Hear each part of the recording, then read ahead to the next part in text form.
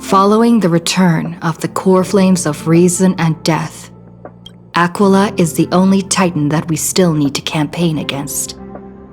Finan asks us to recreate the past, and he repeatedly challenges the Flame Reaver to hone his abilities.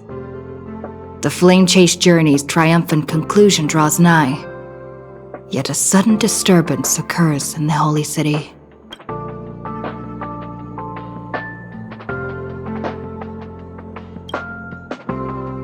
Using the Council of Elders and the Cleaners, Aglaya made sure that her fall paved the road forward for the Flame Chase. Amidst his grief, Finan takes up the mantle of leadership, giving a speech to unite the people.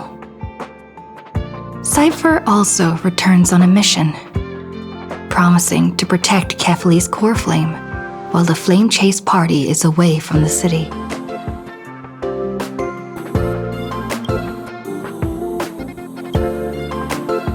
With the help of the Twilight Courtyard's last descendant of the sky, Hyacinth, the party ascends to Aquila's flying fortress. Hyacinth resolves to fulfill the duty passed down over generations of her family, only to discover that the glorious feat of Seliosi the Day Thunder Knight campaigning against Aquila was nothing more than a blood-stained lie. At the same time, in the city of the dead dragon's bones, Cypher contends with the Flame Reaver, who comes seeking the core flame. Though she holds out for some time, she is no match and is slain in the end. But she had already given Kefali's core flame to spirit thief Bartolos, ordering them to wait for an opportunity to deliver the core flame to Finan and the others. The Flame Chasers fight together to defeat the Sky Titan, which has become a combined being of the god and a mortal. As they are trying to escape from the Eye of Twilight, the Dawn device suddenly goes out, and Hyacinth is forced to return the core flame early and remain in the sky to bear divine authority, becoming the protector of the people. Following Cypher's death, the divine power of trickery dissipates, and the 1,000-year dawn of Akama that is sustained by her lie comes to an end. The Holy City is met with the merciless invasion of the Black Tide, as the powerful Flame Reaver moves in ever closer.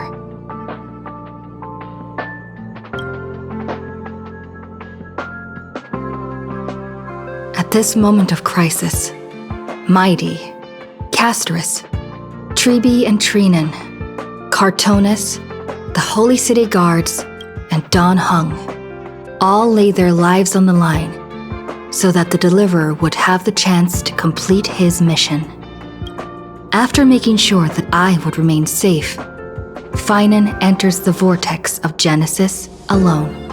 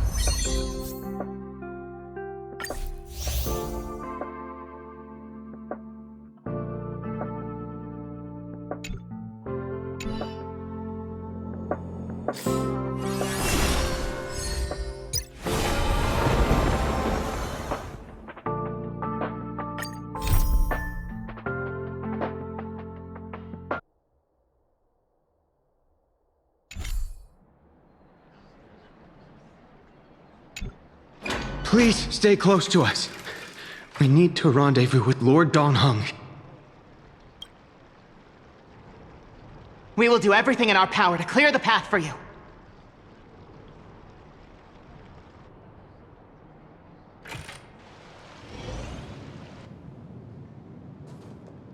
There he is! Lord Donghung! Quick, we must assist him!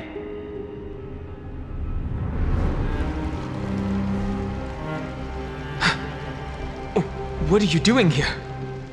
Where's Finan? We are under Lord Finan's orders to escort both of you to safety, no matter the cost. Leave this to me and the Holy City Guards. Zeph, take them and go! Wait, Namazani! That black-clad swordmaster. Something seems off.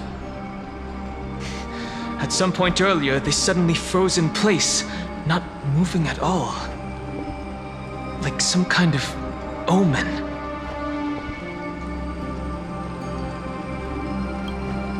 Right. We don't know exactly what's happening, but retreating is the safest choice right now. I don't know which demigod graced us with this miracle. Please, come with us. Finan, is he going to be all right? Believe in his resolve to save Akama.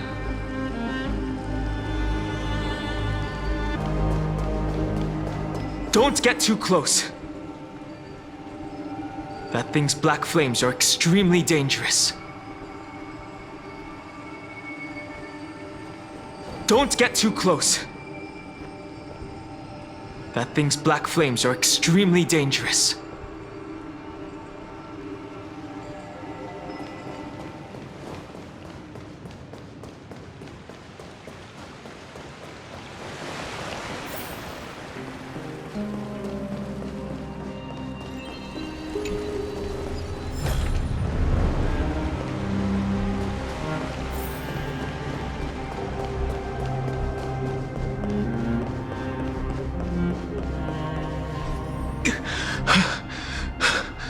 The Flame Reaver isn't pursuing us. Could this really be some kind of divine intervention? We can't stay here for long. Lady Trinan's sentry gate is just outside the city. Let's keep moving. Our experience in Amphorius has far exceeded expectations. If our goal was just to replenish fuel, then mission accomplished. But you're right.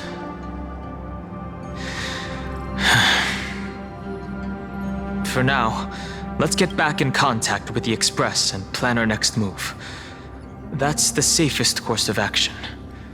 We need more information.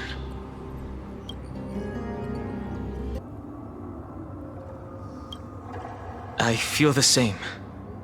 Someone should stay and help Finan complete Aranova.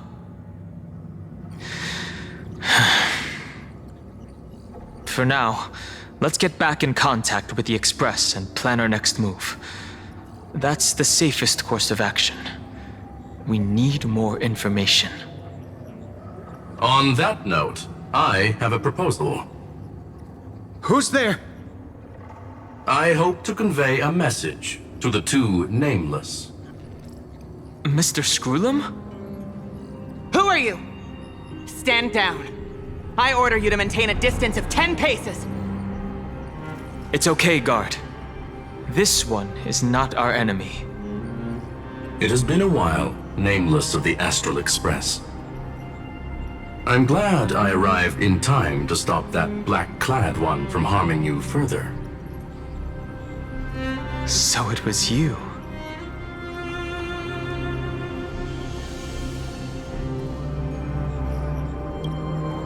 Rest assured, Madam Herta and I have come here for the sake of Amphorius. You two know this anti-Cathiran? Does he come from the same people as Counselor Lygus? Don't worry, guard. This gentleman is an ally of the Trailblaze. Would you mind giving us a moment to speak in private? Of course. We'll wait nearby. Please, stay safe.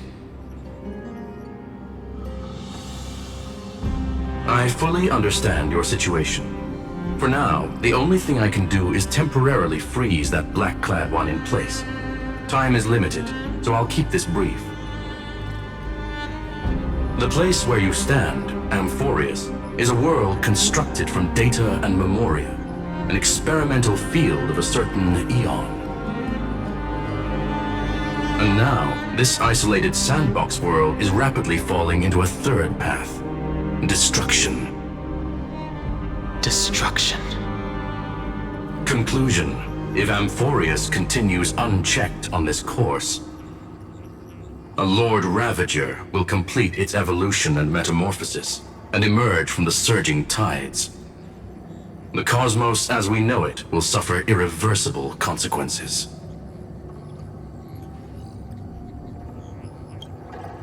Affirmative. If everything unfolds toward the worst possible outcome as predicted, the consequences will be unimaginable. Because the Lord Ravager's goal is the Eon of Erudition. Putting aside the complex details of the inferences involved, I have a request to make. For one of you nameless to stay behind on Amphorius, acting as an informant, in order to prevent the wrath of destruction from ravaging the cosmos. This world is enveloped in a firewall that defies explanation, and the flow of time here is also different from reality. Madame Herta and I can only tear open a gap and project images inside. However, the accidental crash landing of the express car notwithstanding, both of you were able to successfully land here. There must be some principle behind this we have yet to fully grasp. It will take time to uncover the reason. Before then, if one of the Nameless is willing to stay and witness the fate of this world, or to push it along when necessary, it would be of great assistance.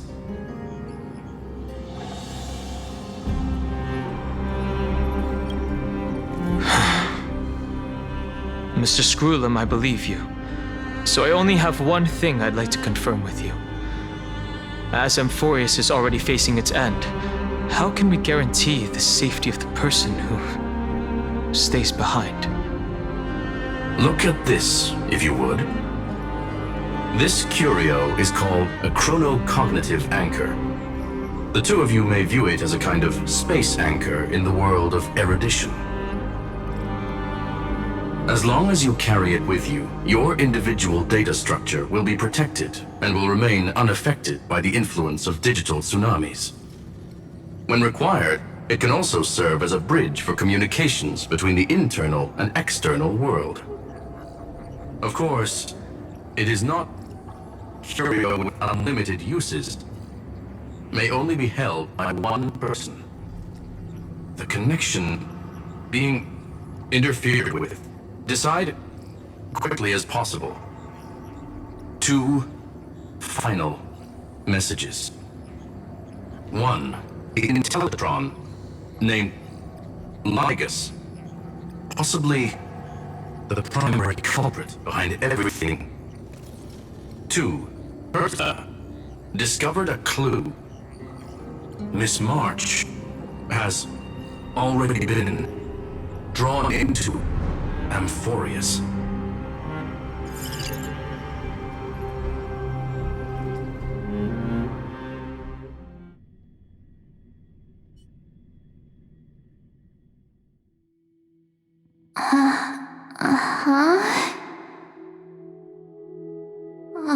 Cold. It's freezing. Hold on. Am I dreaming? This is way too strange. Everything's spinning, and I can see webaboos flying around. But I was literally just talking to Himeko. How did I... When did I... That's it! She warned me about this place right before Klipoth glimpsed her. Oh no. Have I accidentally walked onto some weird path? Have I done something crazy without remembering? Unless forcing Pom-Pom into new outfits and borrowing Mr. Yang's shoulder massager counts. Hold up. No way! Stepping onto the path of elation can't be this simple, right? Child of remembrance, step forth into the depths of the path space.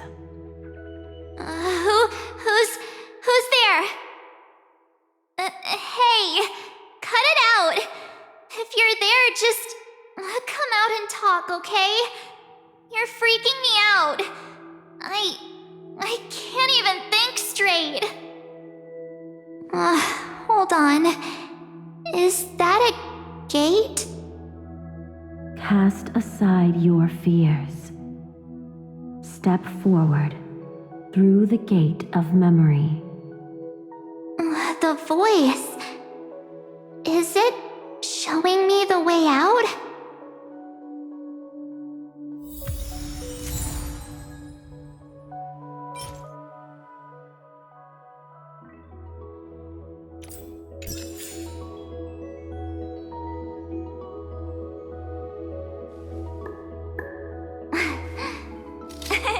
Cheese.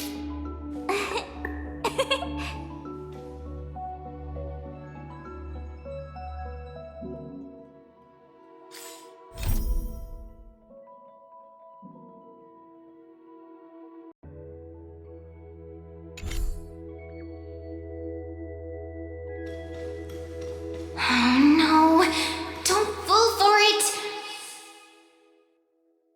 They're lying to you. Turn back now.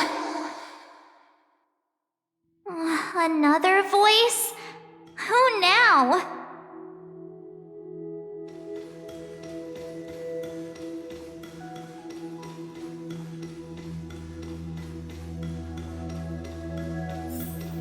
Wait, Master Diviner? From the Luofu?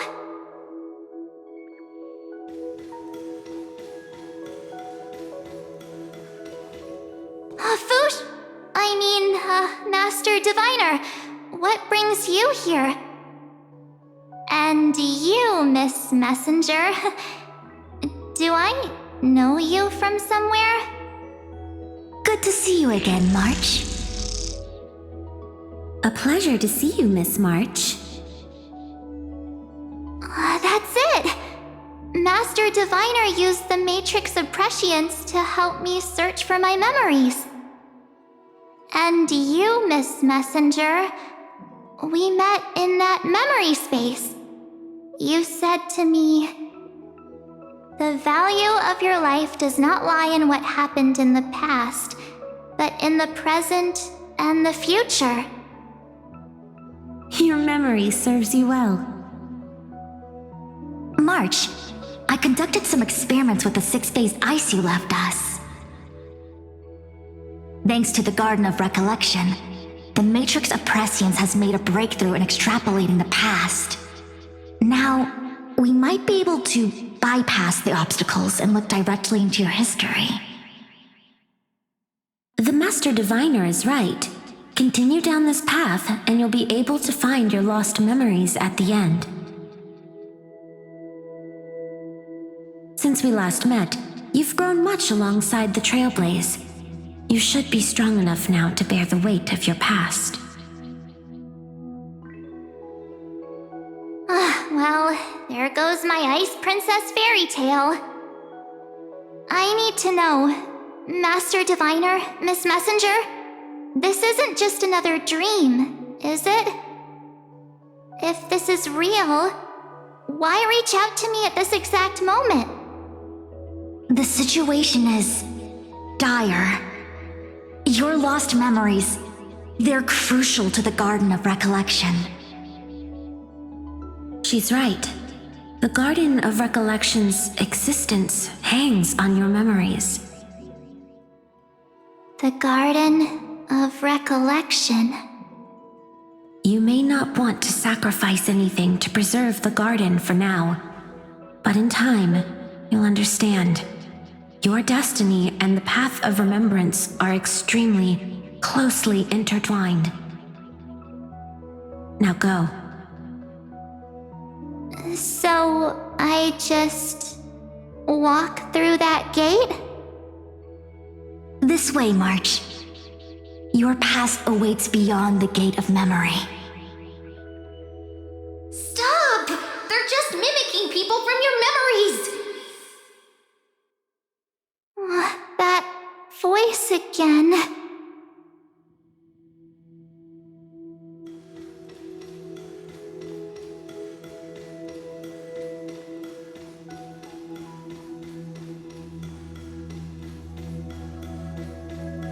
Don't let those bad people deceive you! The gate. Now it's you two?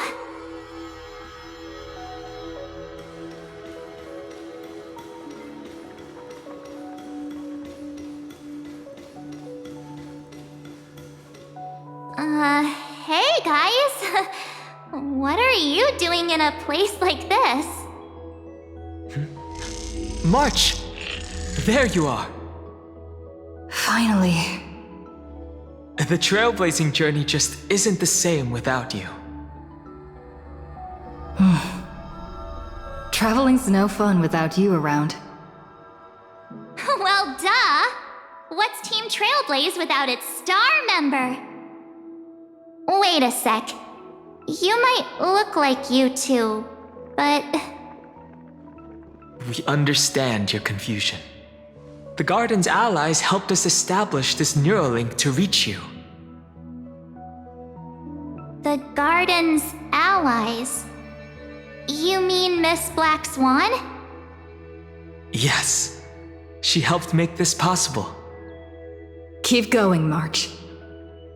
Find your past, wake up, and travel with us again. That sounds really tempting. Finding my past and continuing to trailblaze new worlds with you? Trust in yourself, March. It's gotten us this far, hasn't it? Follow us. Let's go through that gate together. Step into your past, March. Find your true self.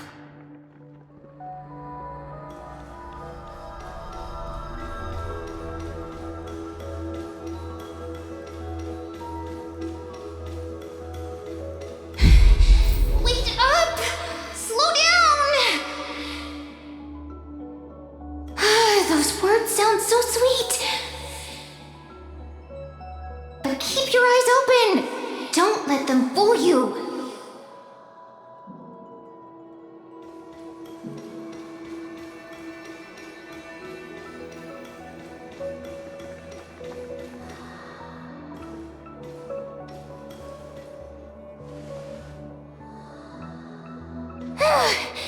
At last, I finally caught up. Hey, are you alright? I'll be okay. Just not used to running around. Say, March, got a moment to talk before you make your decision? Wait, that was you? Pushing the gate away? Sending those warnings? Yep, named Cyrene. It means ripples of past reverie. Easy to remember, right? Wait a minute. We actually look quite alike, don't we? Yeah. Your pink hair is just as eye-catching as mine. And we're both bright, pretty, and positive girls. Talk about coincidence. Wow, you're quite the smooth talker. But I can't disagree. Wait, you know my name is March? Have we met? No, but I've witnessed your story through those memories just now. It's incredible, really. We might have more in common than you think. I know exactly what you're going through, which is why I don't want to see you exploited or hurt. You know what I'm going through? I know because I've been exactly where you are. This empty space has been my home for ages. I barely remember what time feels like anymore. But there's something I'll never forget. Trust me, that gate won't give you what you want.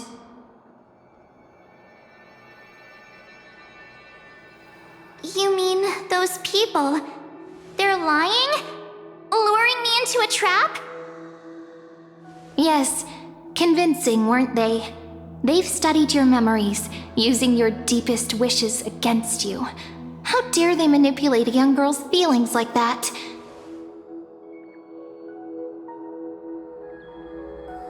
If you go through that door, the worst case scenario is you'll become their pawn, losing control over your own fate forever.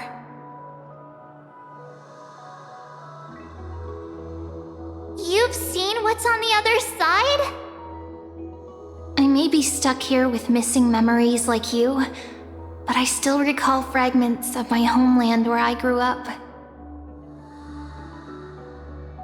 That door leads to Amphorius.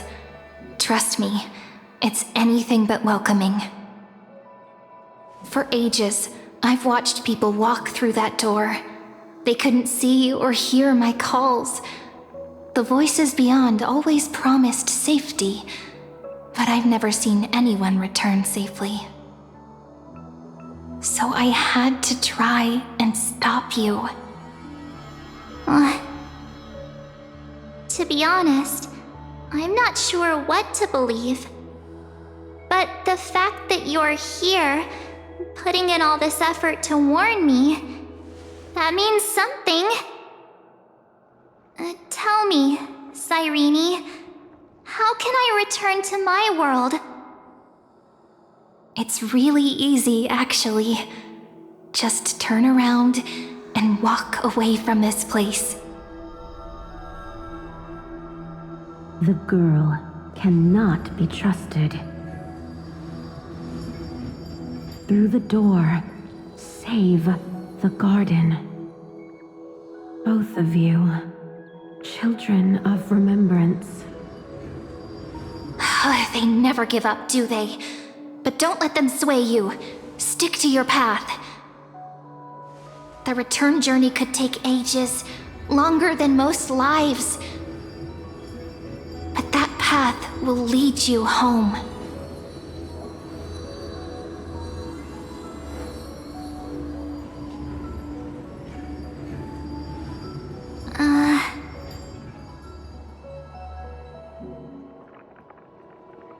Thank you, Cyrene.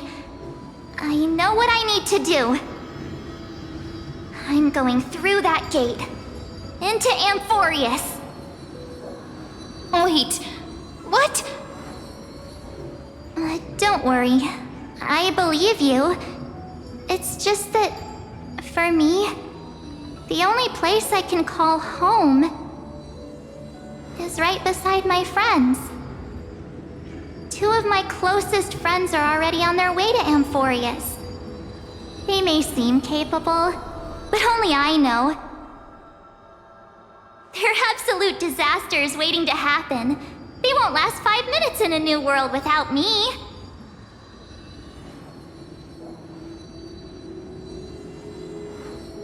That's why I need to go through. Amphorius or not. When the three of us are together, there's nothing we can't handle. We'll explore, understand, establish, and connect. After that, we'll find our way home together,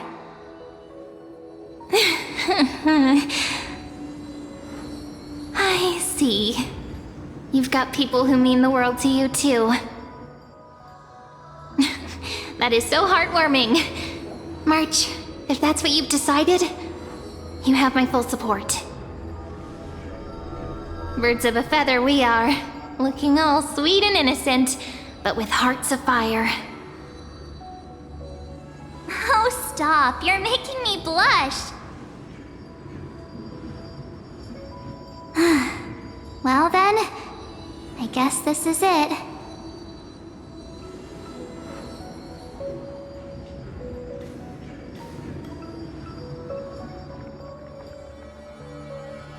Do you think we'll see each other again?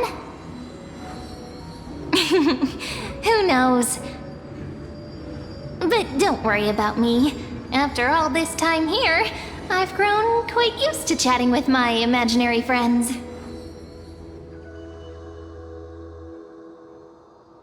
Since Amphorius is your homeland, if there's a way to help you, my companions and I will do everything we can. Then I'll look forward to that day.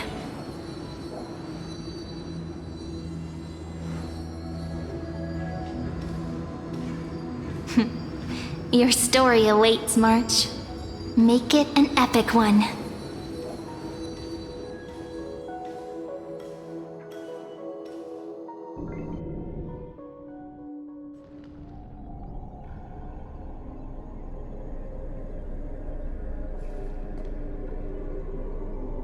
You okay there, friend? Something seems to be bothering you.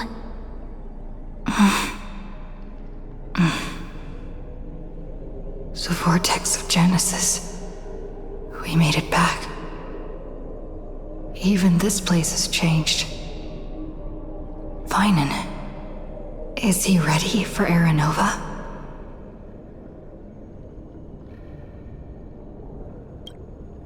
Yeah, we've come such a long way. If what that machine gentleman said is true, if Amphorius is destined for destruction, then I'll stay by your side until the very end. Like how you and Dun Hung treasured the Express. Amphorius means everything to me.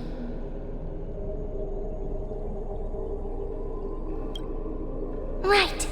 Time to see the last core flame restored.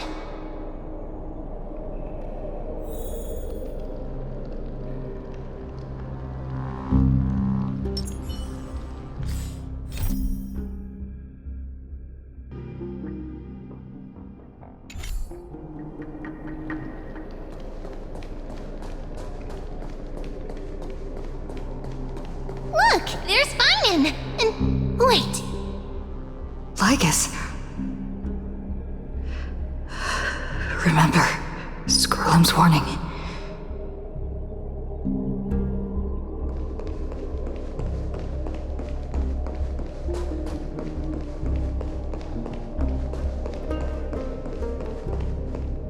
And you, Lord Finan, will wield that core flame to bury this ancient world, plunging everything into the gray unknown. None of that matters now. This brutal, flame-chased journey has stripped away my delusions. I know the future is in some peaceful paradise with gentle west winds, just waiting to welcome us to step in. If what lies ahead is a mass of chaos, I shall cut through it myself and usher in the first ray of blazing sunlight. Is it truly you? With one last chance to turn back, you still step forward. How befitting of a trailblazer.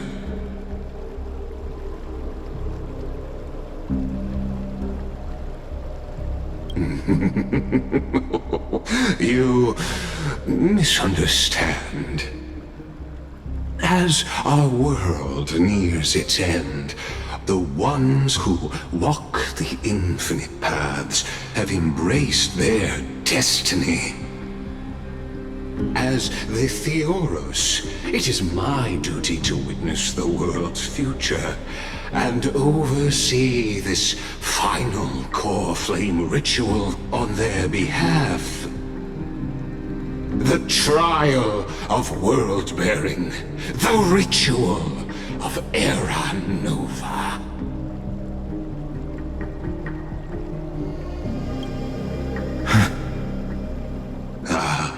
I see. So you met my kindred spirit before I could erase his traces. Partner, what are you saying?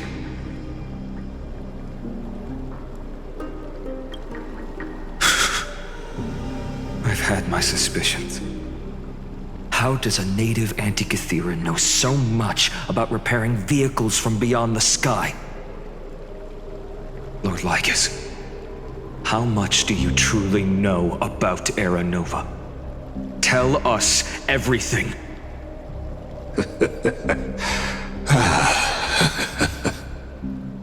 Very well. I need no longer maintain this Theoros masquerade. You seek truth, Lord Finan, and truth you shall have. As you know, when the old gods fell, someone had to bear their broken pillars to fill the vacant seats. Those who would assume divine authority must prove themselves through trials. Yet, for Kephales's demigods, the possibility of overcoming the trials has forever been non-existent. For the world-bearing trial is the divine duty itself. Bringing forth the Era Nova and bearing its weight is an endless ordeal, ceasing only upon collapse. Precisely. The Era Nova ritual is not something that can be completed in an instant, no, but a long and arduous journey. While the sacrificial journeys of other demigods conclude in this world, Kephale must shoulder the gods' core flames, bear the memories of all worlds, and stand unwavering. Until the next world, when the black tide consumes the bearer, and all that they carry, leaving nothing behind. Unless their core flame finds a new bearer. The holy flame that illuminates all worlds rests in your hands. All that remains is one choice.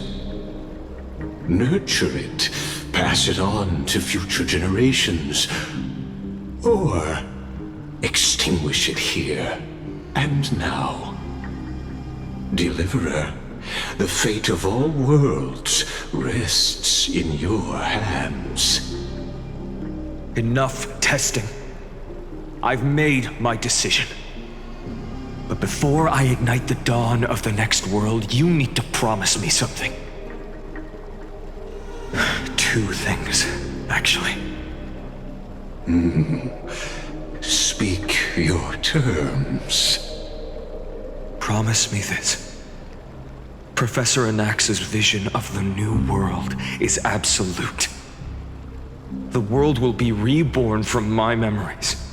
All souls, living and dead, will return as the first humans, unchanged from their past lives. And my friends, the fallen demigods, they shall transcend the cycle to become new titans. Our heroes shall not have died in vain. Of course. This I can guarantee. Good. The second one. promise me the Trailblazer can return safely to her homeland, unbound by Amphorius' loss. My apologies, but I cannot promise this. As you mentioned, she now bears the Time Titan's authority. Her bonds with this world run too deep.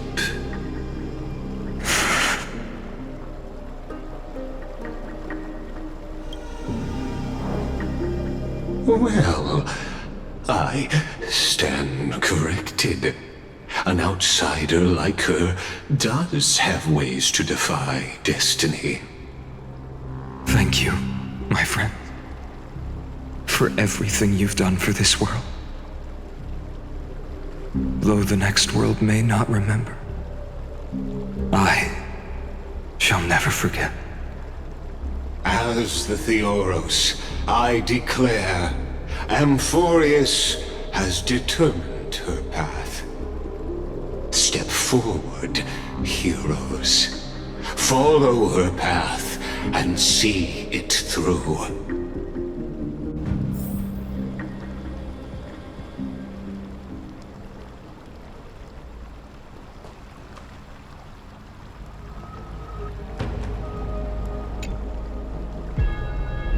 Without you, we could never have reached our prophesied tomorrow. Thank you for walking this path with me to the end.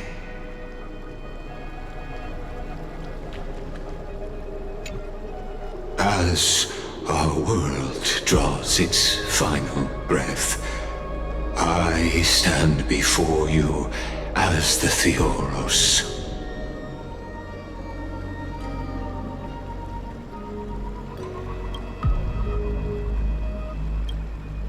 Allow me to reintroduce myself. I am Lycurgus, once an honored elder of the Akama Council.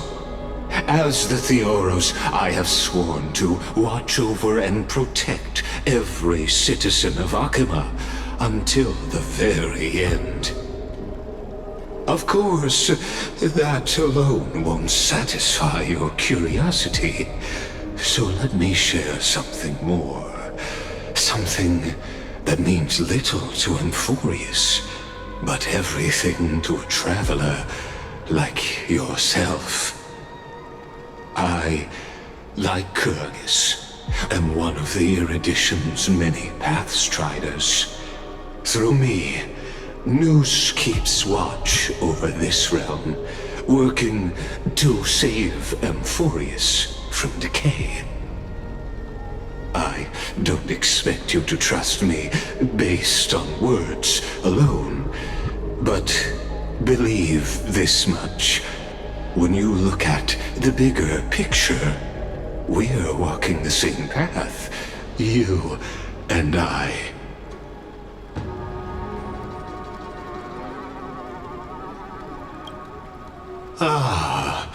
While the Holy City may honor me, I am but a humble speck before the cosmos. My reach is limited. Your doubts are natural. Let me assure you of this. What's done, I've told truthfully. What's to come, I'll witness fairly. My conscience is clear. To my role as the Theoros, to Amphorius, and her destiny.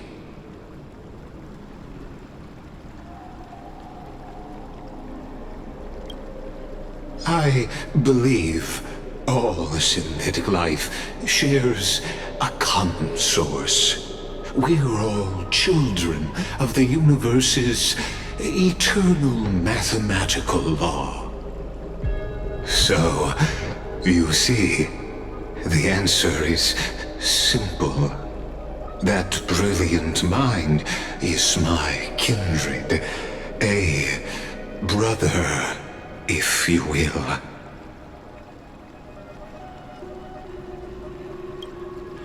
The world will be moved by your sacrifice, Trailblazer.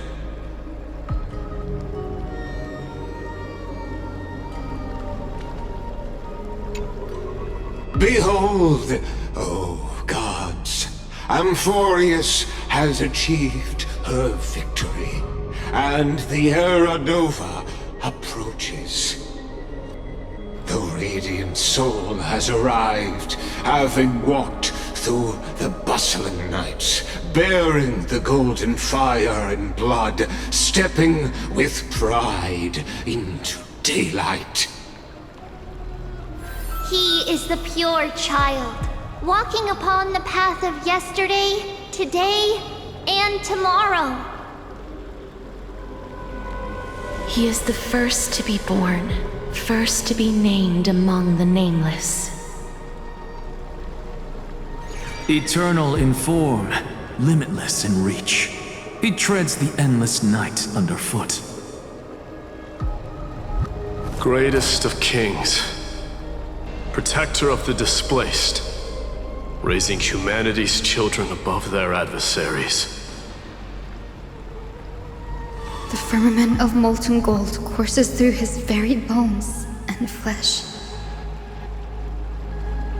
The greatest of schemes reveal against his breath and words. In the golden lakes of that beautiful new world, he shall wash himself clean.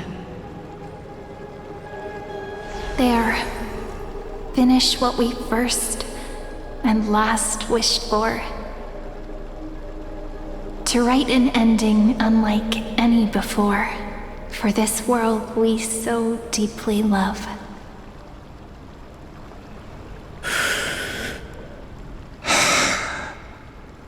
Come, partner.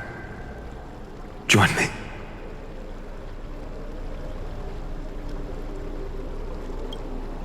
The time has come for us all to face oblivion, or embark on one final grand journey.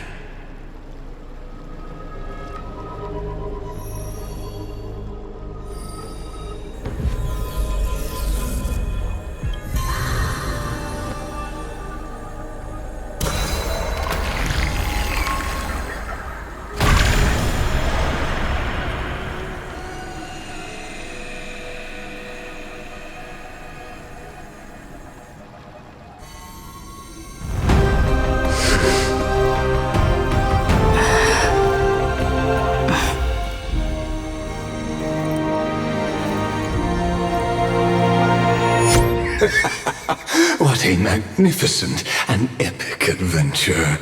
The hero's journey reaches its end, and the truth behind the Era Nova is about to be revealed. Is that truly the case? Here, as the Theoros, allow me to humbly request that you find a moment to listen to what I have witnessed. This is about the nature of Amphorius itself. A story of the prime mover of life. My, what a broad topic this is. Where shall we start? Got it. Let's start at the very beginning. The Big Bang, the birth of particles, the emergence of all things. Just kidding.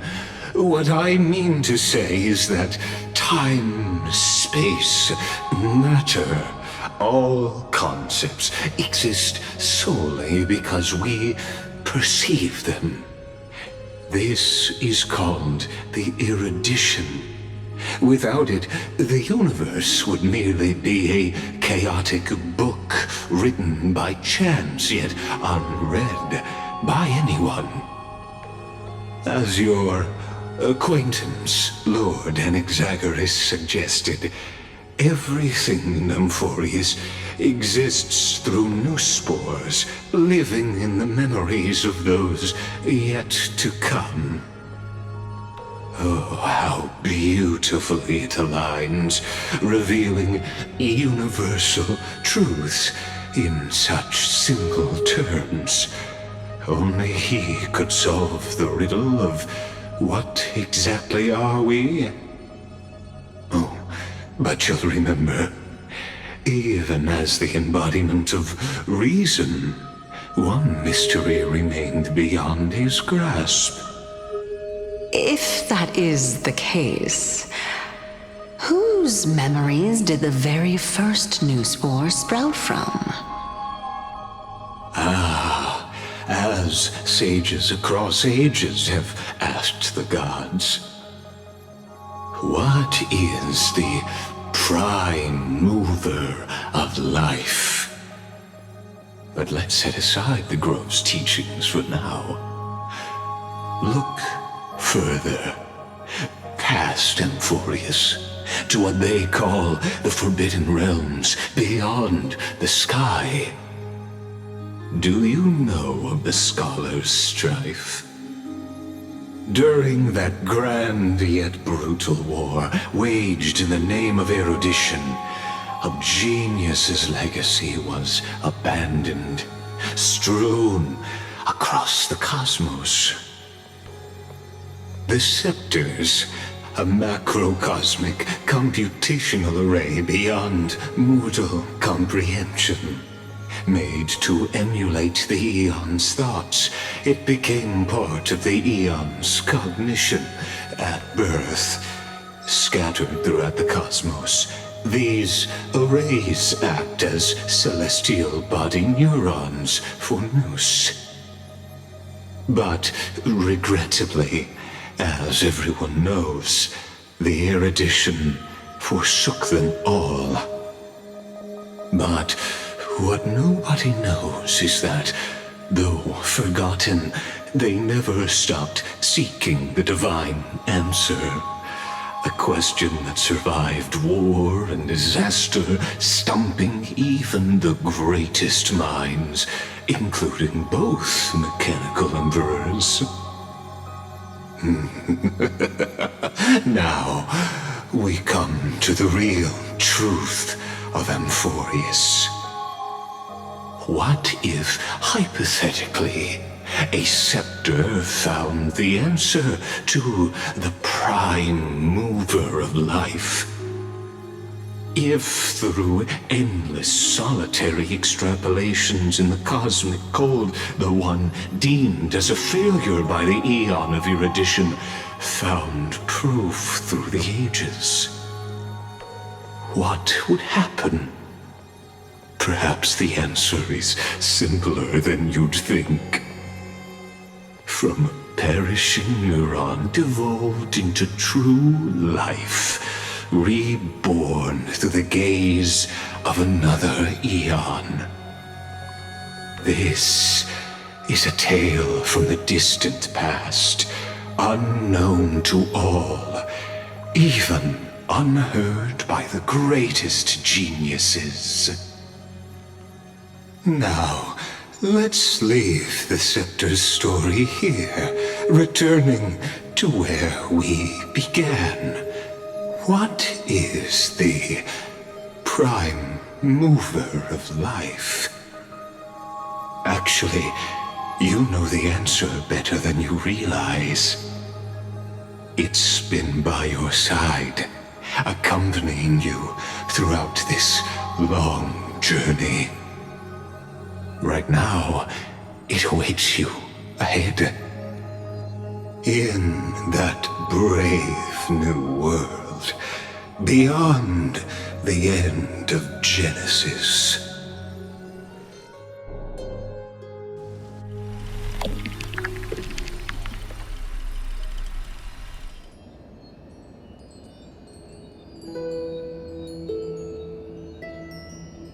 Take this wish with you. Be the one who begins it all. As the prophecy foretold, you will bear the blazing sun until the pale dawn breaks. Continue onward, bearing this world upon your shoulders until the Ashen Hero the nameless deliverer ushers in the dawn.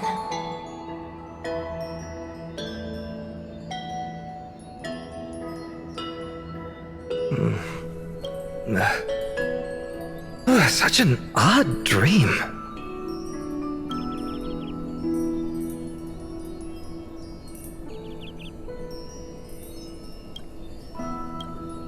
Strange.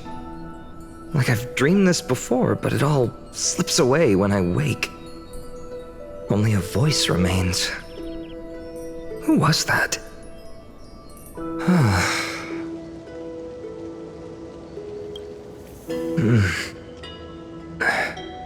What?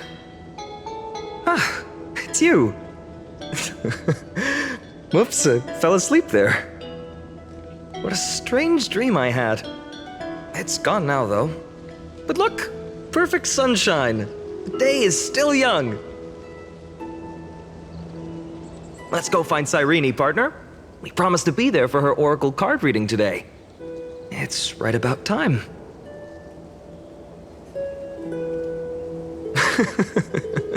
Looking at you, someone's still half asleep. Tell you what, catch some fresh air first. I'll hang around here.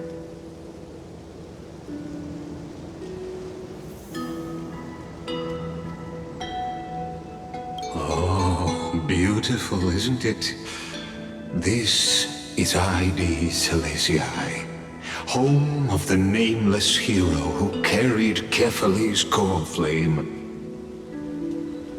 When he was young and innocent, he had heroic dreams, imagining his wooden sword was forged of iron. Pretending the straw dummy propped up by a wooden pole was a giant with a single blood vessel running from spine to heel. Dreaming of slaying the giant and becoming a hero to save the world, though to his young mind, the world was just this small village.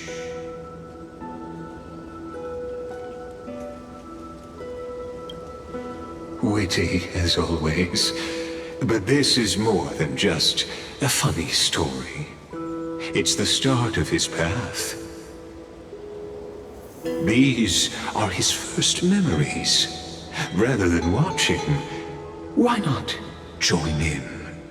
Think of it as immersive theater. Become his lifelong closest friend, witnessing his hero's journey from the best seat in the house, as the nameless hero whose unwavering guidance shaped Finan's destiny, yet whose name was never recorded in Amphorius's history.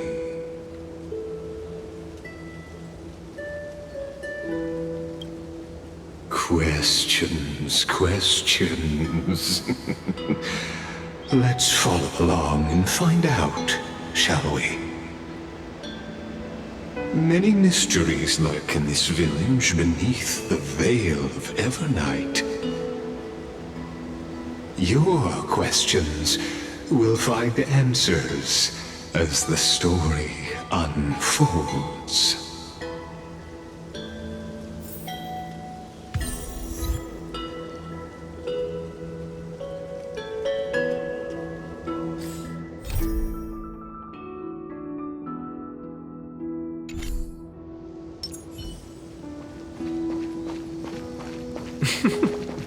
All awake now?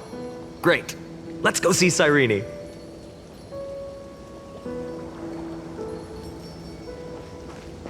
Finan! Show me how to use a sword like you do!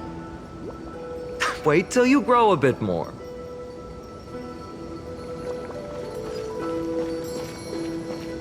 Hey, Finan! Where are you headed? No Cyrene today? That's exactly where I'm going.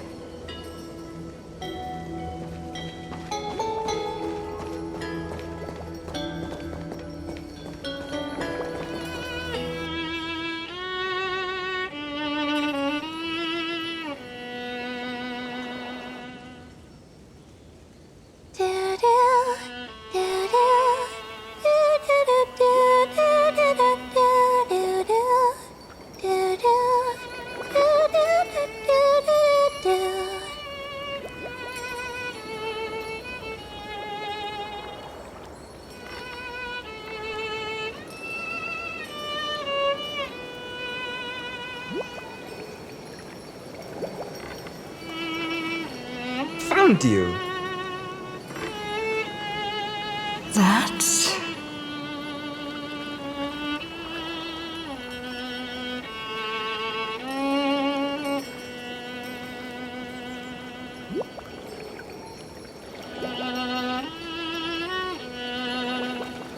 Goodness, look at you rushing about. You've got the poor swing all startled. Hmm?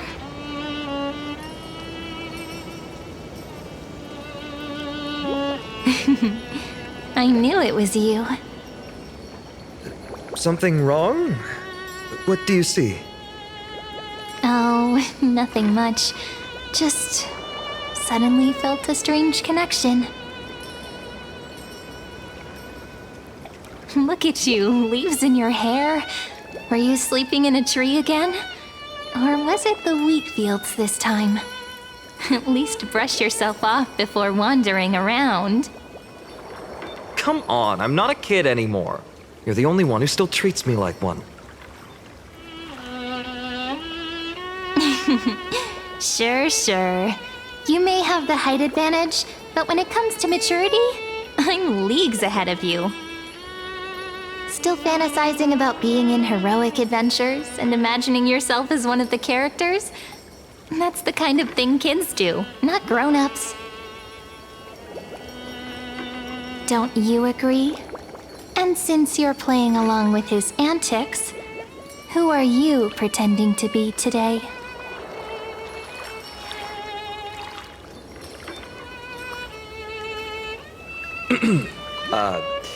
Today, she's going with Invincible Galactic Baseballer. Switching roles again? What happened to being the valiant hero from a distant shore who made that solemn pact to learn the sword? Spare me. Can we not bring this up? Speaking of which, what about those oracle cards? We haven't done divination in forever. Why the sudden interest? I was just about to tell you. Earlier, while napping on the swing, I had the strangest dream. There was this mysterious voice in my dream, calling out for something. Wait, you had that dream too? Yes, you too? That would explain this lingering sense of unease. Which made me think of those old oracle cards I used to play with as a kid. Though the Ornyx prophecies were always hit or miss. Yeah, all the kids would get so excited drawing cards like ruler or warrior, but throw fits over devil or drunkard and demand a redo. If you just redo it when you don't like the result, what's the point of divination?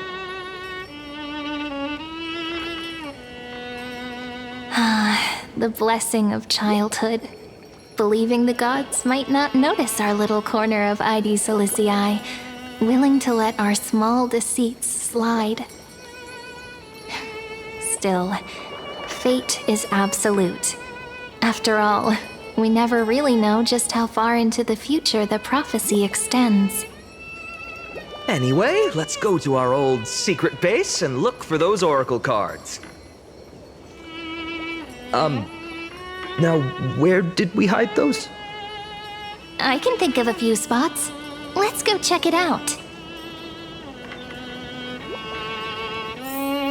In a village this size, I bet all our childhood treasures are exactly where we hid them. Mm-hmm. Time must be keeping them safe for us.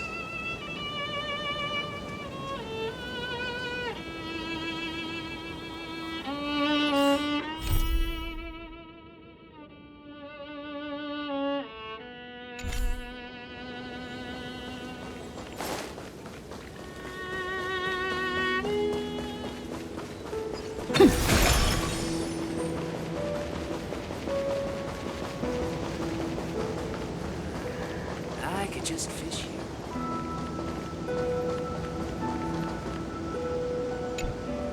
It's mine! I caught it fair and square! You did not! It's mine! Cyrene, come quick! Look at this huge bottle I just caught! Give it here! My rod, my catch! I only let you borrow it, remember? What's got you two so worked up? Here, show me.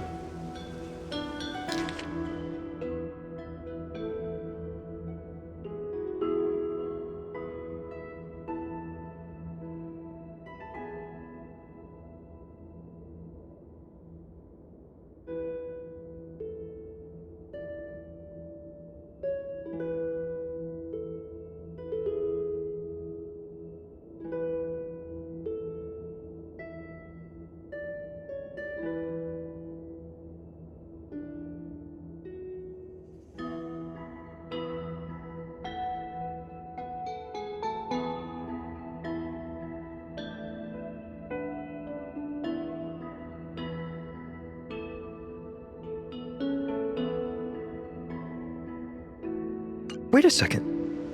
This is my old wish in a bottle. How did it end up here? Ooh, I wanna see what did little Finan wish for? Not happening. This stays sealed. Kiso, Livia, dinner's ready. Coming, Mom! Finally, I'm starving. See you later. You know what's funny? I really thought tossing that bottle into the sea would carry our wishes beyond Ides Elysiae. Maybe even bring something back to us. Never thought the waves would end up pushing it back ashore.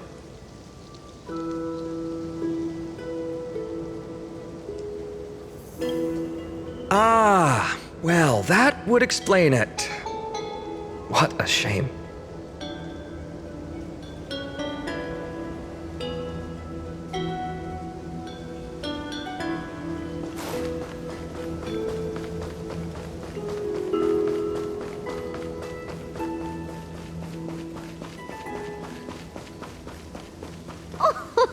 Slow down, kids. You'll trip.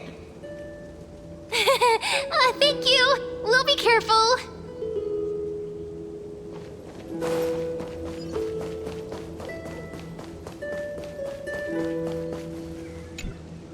In the sunlit barn, amid the scent of ripened wheat, they found various fruits hoarded by squirrels.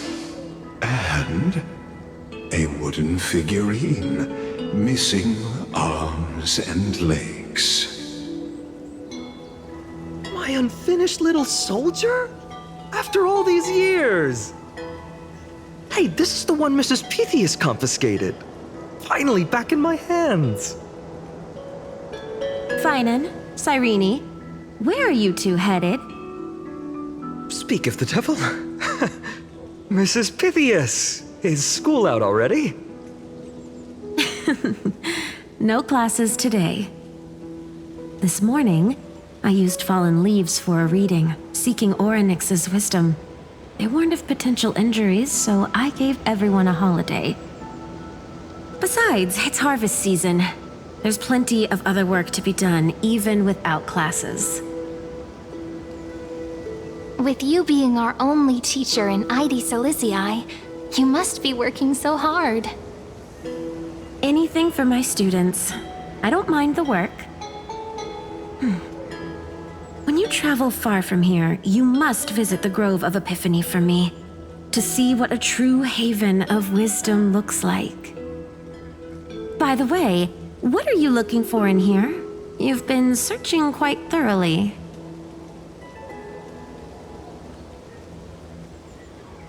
Mrs. Pythias, it's Finan's toy. Hey, partner, keep it down. Is this a toy? Really now, aren't we past the age for these? She doesn't remember, huh? Oh, this little soldier's coming with me. All right then, I should be going. It might rain tonight, so don't stay out too late. So this is where the wooden figurine you carved during class ended up. And here I thought I knew all your hiding spots. To be honest, I'd forgotten all about it myself. No sign of the oracle cards. Let's see. Ah, there's one place we haven't checked yet.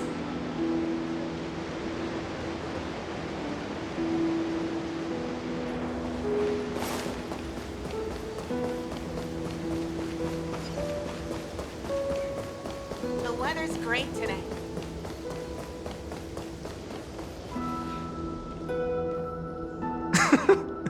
Well, those were the days. We'd always meet either by that statue in the village or right here. Right? And I remember you never used the front door when you wanted me to come play. You always climbed over the wall. You were such mischief makers. Just like a certain someone who has a habit of showing up unexpectedly. Right?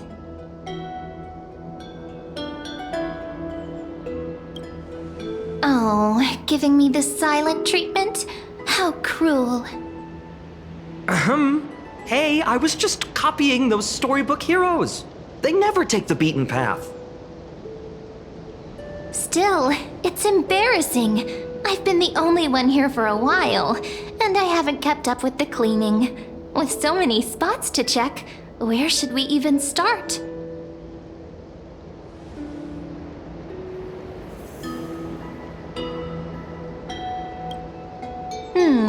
A cellar. I think I remember one. It was deep. So very deep. Well, if we're talking Wonderland stuff, it's not that different from my hero stories. All right, let's split up. I'll handle the yard, you check the upper floor. I wonder what the view's like from up there. Worth checking out? Juice with milk would taste.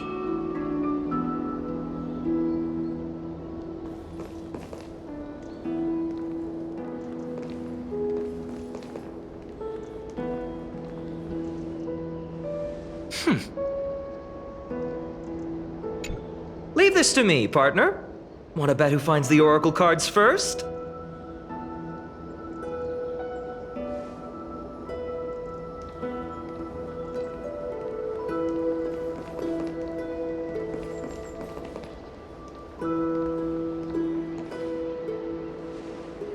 It's not in the jar on the topmost shelf, is it?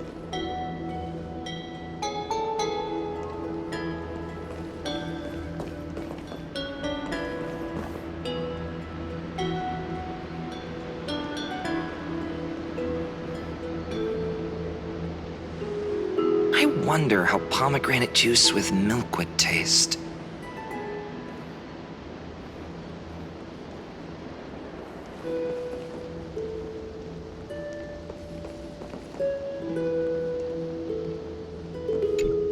Leave this to me, partner. Want to bet who finds the oracle cards first?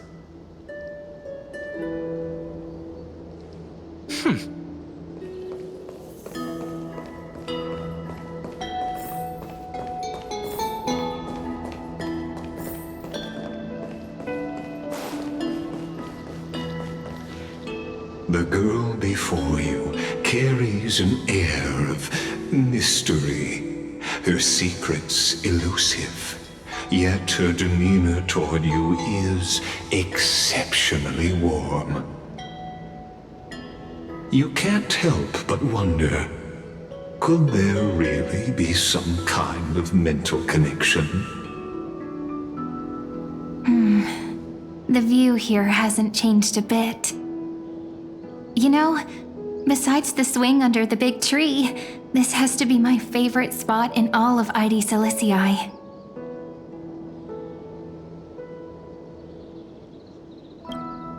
Hey, what are you doing? Please be careful. I'm just a small-time diviner. I can't turn back time if something happens. They always said I'd become the next priest of time, just because I heard prophecies as a child. But here's the thing.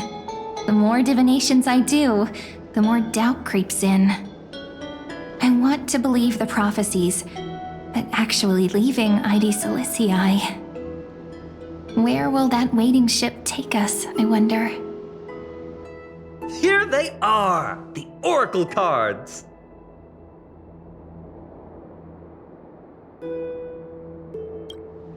I've captured it all in my heart. This view, and most precious of all, my childhood friends.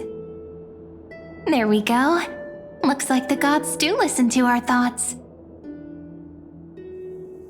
Here it is! This is the box where we kept the cards. But the cards are gone. Who could have taken them? Huh? What's this underneath?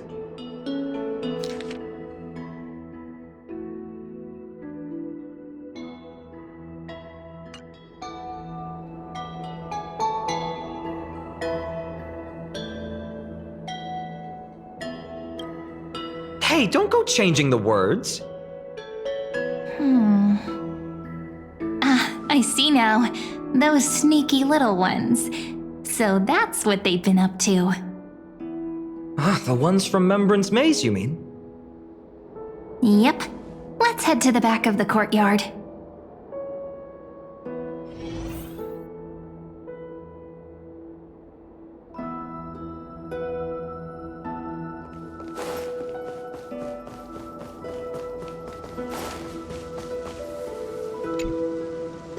The entrance should be around here somewhere.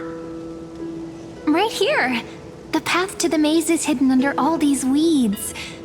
It's been too long since we visited the fairies. Did you forget? We used to visit them all the time when we were little. All right, let's do this. These weeds need to go.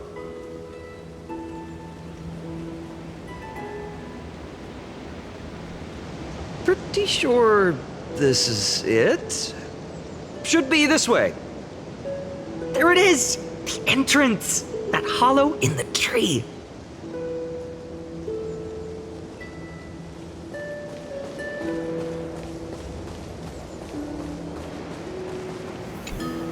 Once you get through the tight squeeze in the hollow, you'll reach their dwelling, the Remembrance Maze.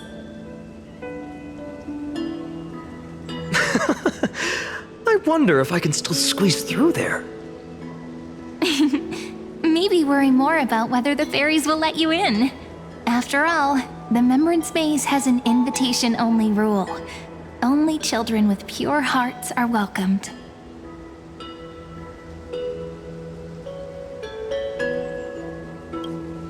Trailblazer profile? What's that? Regardless, how about we try getting through the hollow first? After you, then. What? Oh, sure, I'll go first.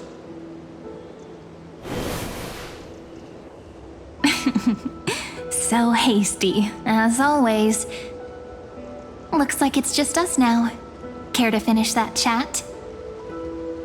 To be honest, from the moment I saw the cute note left by the fairies, my intuition became even more certain. Perhaps when we step into the maze again after all these years, the wheels of fate will finally start turning.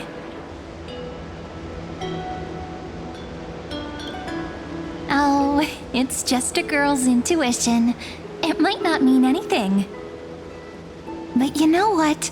Even if fate is set on its path, no matter where it steers the world, if we're together, there's nothing to worry about, right? So, if you're willing... Forget it. If the wheels do begin to turn, that's when I'll make my request.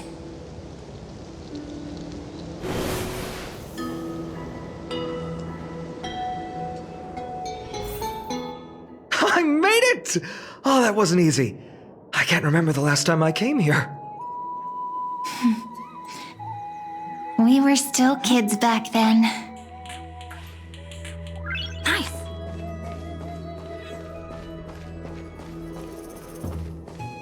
a minute.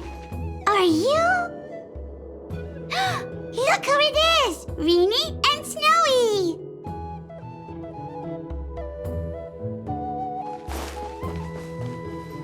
Whoa! Look who's finally back, Memmy! Snowy, you've grown so tall and dashing. I couldn't even tell it was you at first. We had to grow up. Sometime. But look at Rini. She hasn't changed one bit. How fascinating. Perhaps I'm like you, Rayleigh Mem. Just another fairy of the maze.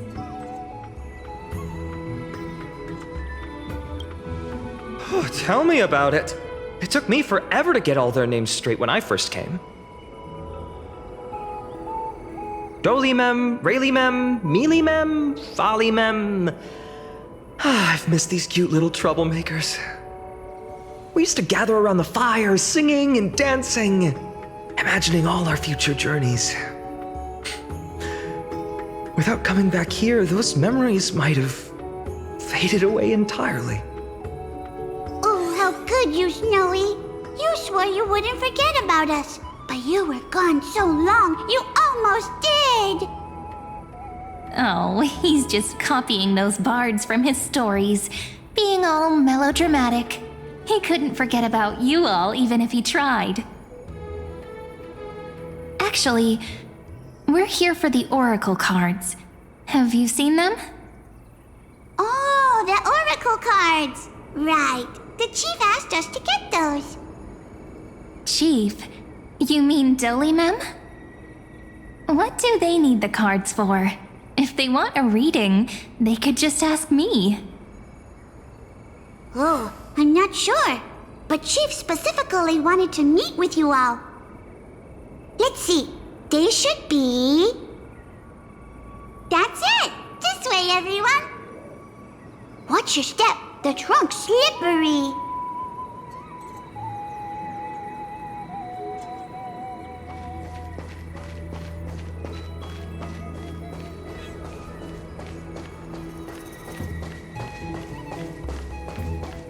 Chief! Rini and Snowy have returned!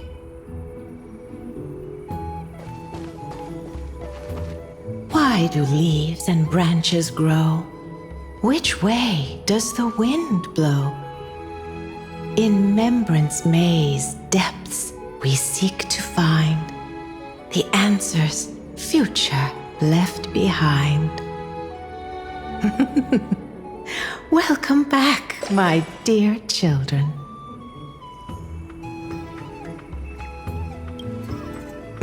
Right? Though Dolimem always says they're just songs, not poetry. Oh, Chief, you haven't changed a bit. Still so full of life. Oh, no need to fuss, my child. You haven't forgotten, have you? As long as our songs are sung, the children of the maze will live on. Just as our paths stay forever linked. Here, take it.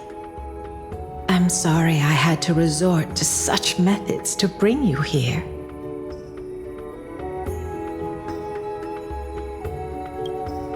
My book of oracle cards. Thank you for keeping it safe. You know, you can always just ask if you want me to divine something. Still, bringing us here like this after so long. Is something wrong, Chief? Yes. The Veil of Evernight whispers to us once more. It tells of a new fairy who will soon enter the maze. Indeed, every time a new fairy arrives in the maze, it means that beyond the veil, in the vast lands far from ID's Elysiae, a great calamity is on the horizon.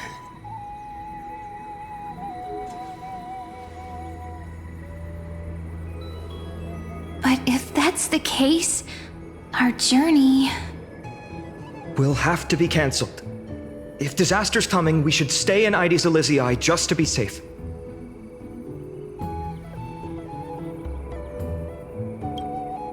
That's a good point. But what difference could Cyrene and I make? We weren't planning to be gone for long. Just enough time to hone our abilities. Finan would train in Castrum Kremnos, while I would seek the Fake Titan's blessing in Yanisopolis. Then we'd return to Ides Elysiae to help keep our village safe. It's okay. I can still practice my swordplay here. Some things you can learn on your own. Well, probably. That's not very convincing. Here's a thought. Let's have Cyrene do a reading. If fate wishes to show us its path, we might find some peace of mind. But what if we don't like what the cards tell us?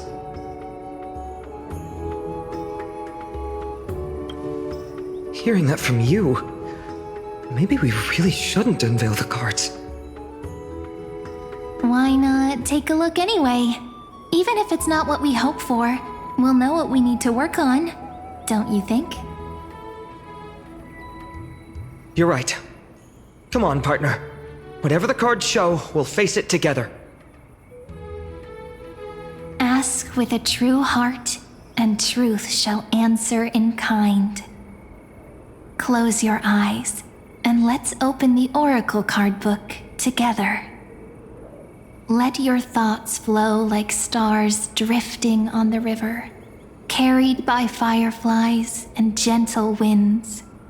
Your destinies flowing towards the same future. Now, shall we begin? Oh my! The cards are quite responsive today. Very well. Let's see what future the Oracle cards wish to show us.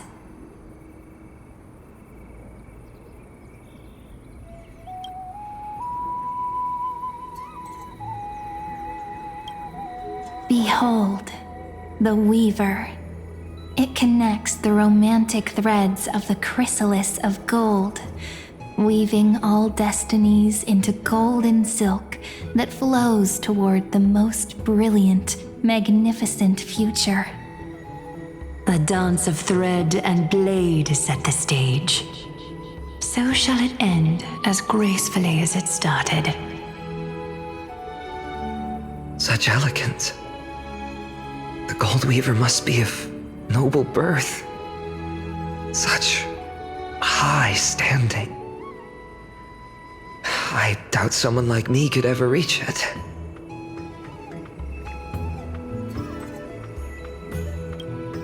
This is the gatekeeper who guides people to their true path among myriad passages. We have surrendered our countless senses, dedicating ourselves to the sacred whispers within the temple. Wait.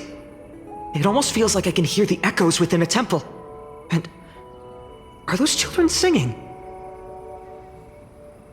It feels overwhelmingly solemn, yet strangely comforting.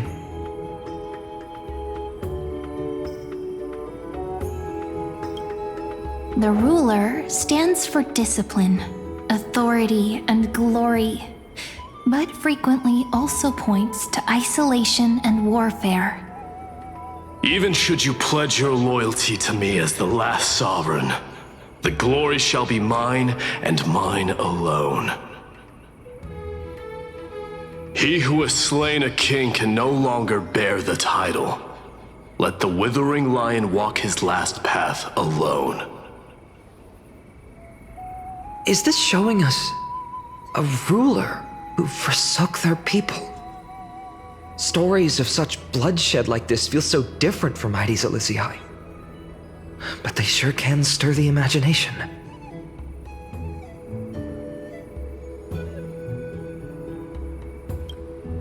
Ah, the Traveler, our little trickster. always hiding behind other cards, disguising itself. What a rare catch. Over here! Or perhaps here! Gotcha! You'll have to be quicker than that. That teasing voice. Just like a child playing hide and seek. Surely only a master of mischief could pick up this card.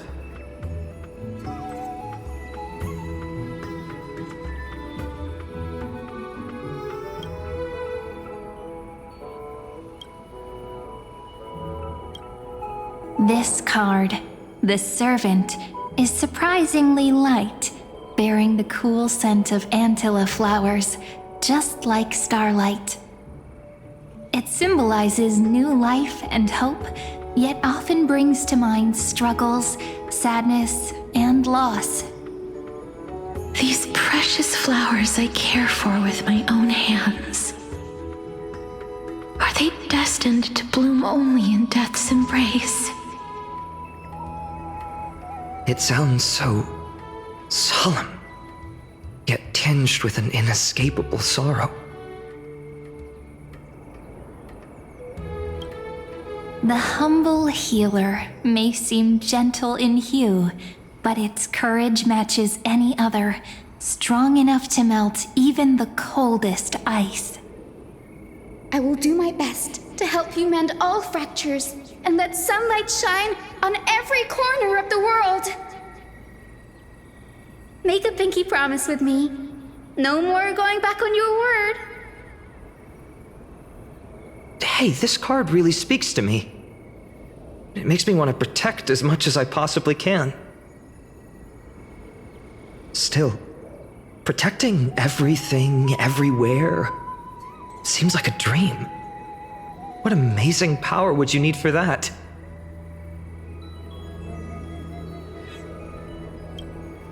Behold the scholar, bearer of many names, the grand magician, the great performer, the eye of wisdom, and the defiler of Circes.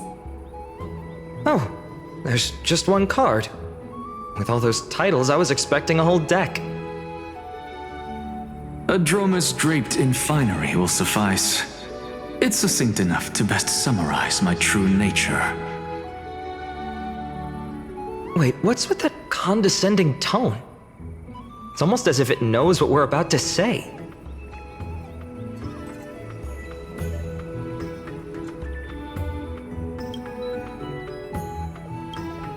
The Deliverer.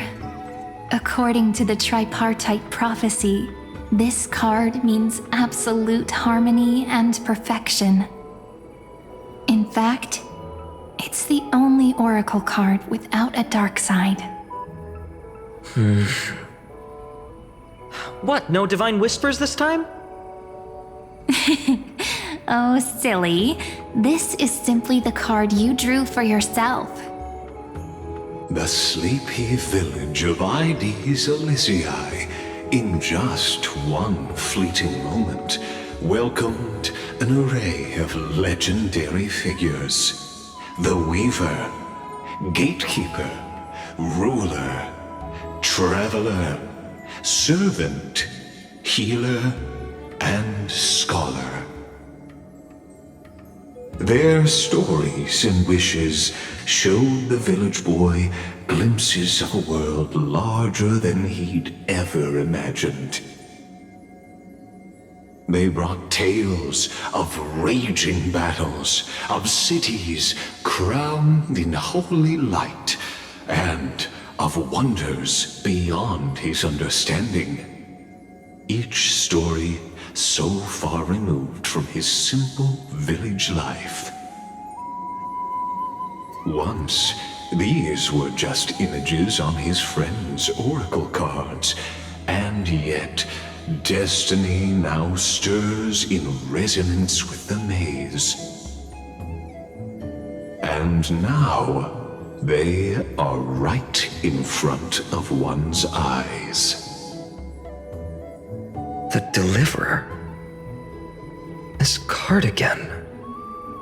Ah, my child. It seems you're destined to bear the wishes of many, to answer the world's call.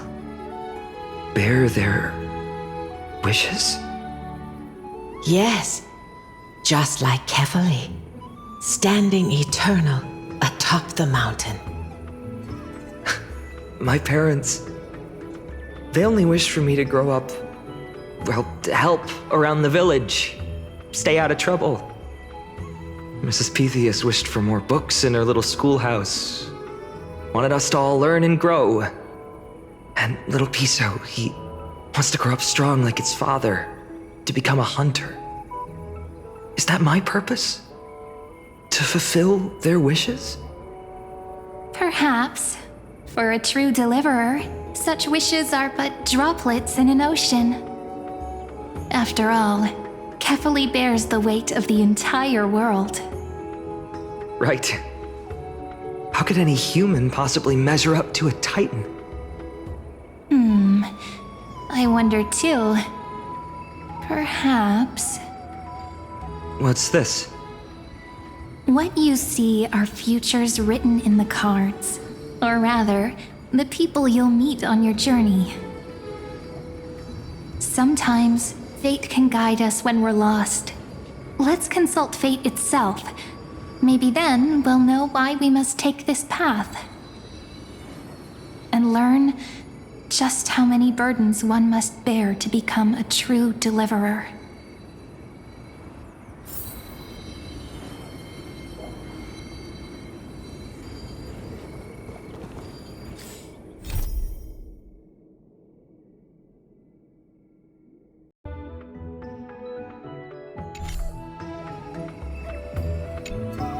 Personal wishes? I have none. Only the Aranuva matters. The world's rebirth. Yet, if I am to weave a new era, then it may be one where kindness and her cleaners shall never tread. These crawling parasites have no place in Akama, especially not under the deceitful claim of human rule. That noble lady? The way she speaks, it's like ice in my veins.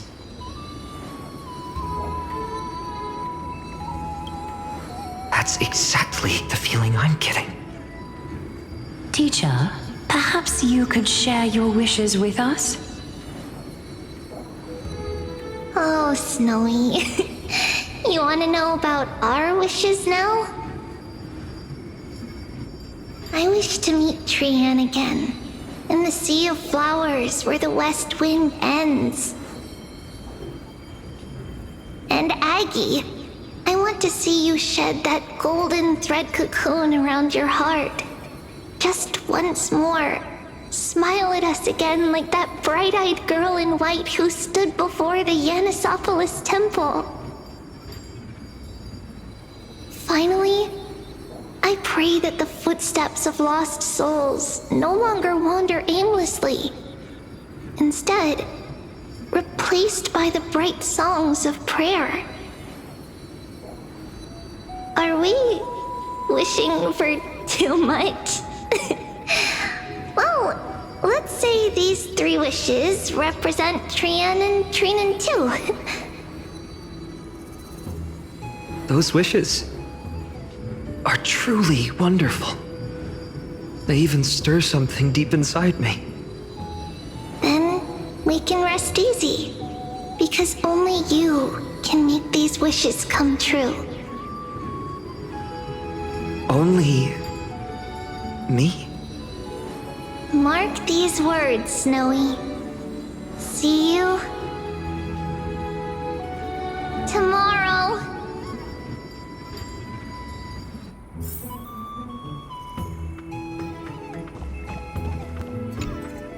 Hello! If it isn't our little deliverer. My wish. Just let me wine and dine and soak up the sun for another millennium or two. I mean, What's the point of dying rich if you never lived rich? Right, Princess Homebuddy? Cypher, that's not how I see it. My one wish is to find that missing piece in my life, to feel someone's embrace once more. That warmth. I've felt it before, and it's my dearest memory. And speaking of riches, for someone with all those treasures behind your divine power, you've led a pretty cheap life. Ouch! Where did that come from? Right for the jugular, huh? What about our friend from the Grove? My wish came true before I touched the sky.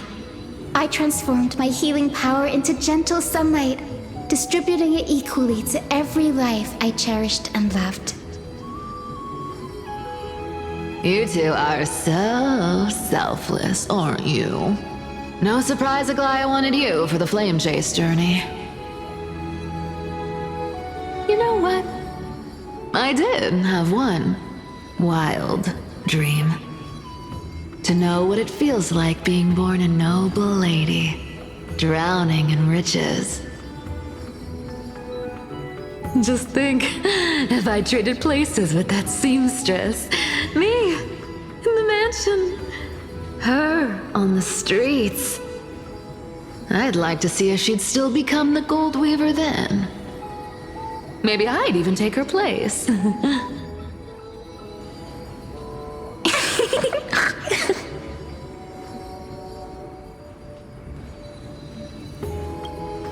I can't disagree with you. These wishes aren't weights to bear. They're like those candy wrappers the Ides Elysiae children love, shining even brighter when bathed in sunlight. Warm embrace, equal healing, and perhaps living free. They're all wishing for a kinder world in their own way.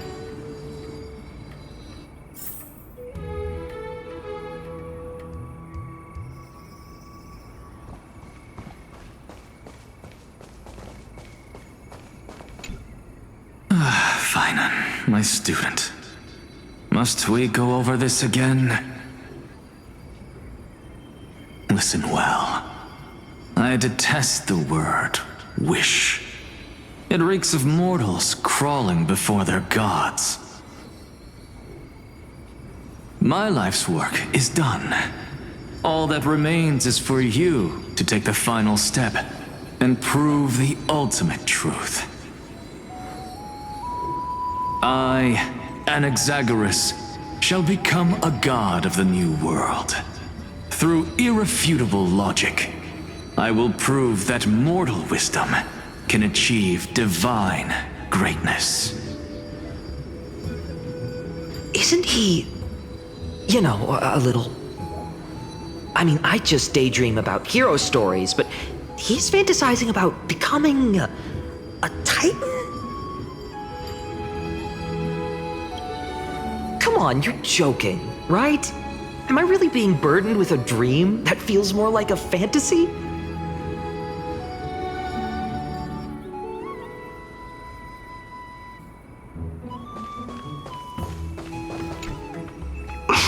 Finan? Since when did you become so timid, asking such juvenile questions about wishes? What's that supposed to mean? What's with that condescending tone? No way I become friends with this half-naked show-off, right?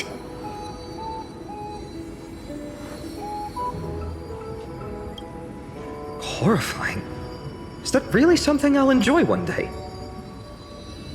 What are you mumbling to yourself now? Whatever. The wishes of the Kremnon warriors are done, but survived 1,000 deaths only to fall to a coward's blade. That masked flame reaver who struck from behind. Finan, you look... Never mind. That blank look tells me you're completely lost. My wish is simple. One honest duel, face to face, blade to blade. Then I'll strip away that mask with my own hands. Nothing but violence and vengeance. This person's wish is nothing short of brutal. Still, those eyes burn with the noble pride I've read about. This wish, I shall not forget.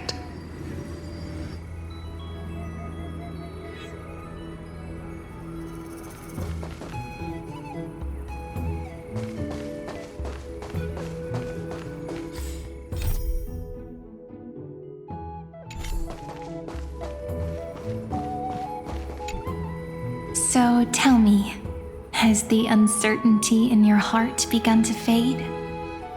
So many faces in my future. So many wishes. Still, why would fate choose to show us this path? What's weighing on your mind?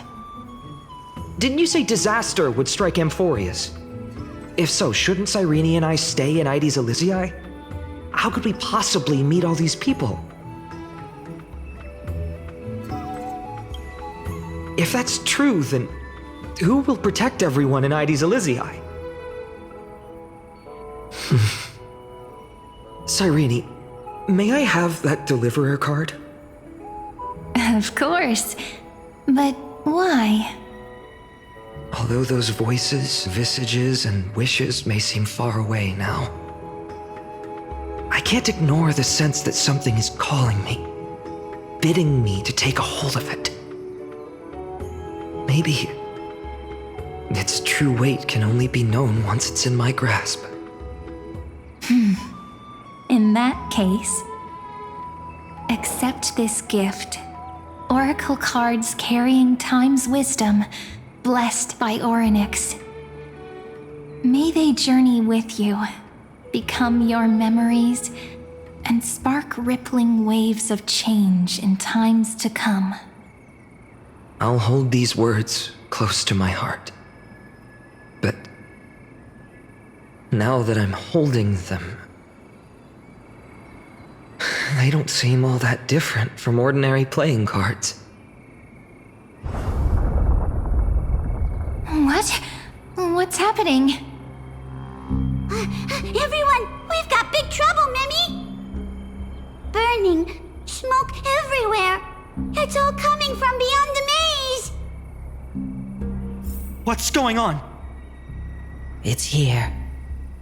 The seeds of disaster have already taken hold, sooner than we had foreseen. This time, not even the veil of Evernight could shield us. You mean Ides Elysiae will be swept up in the prophesized catastrophe? I'm afraid so. My children, take shelter in the Membrance Maze. One step outside, and this horror will consume you both. But my parents, the whole village.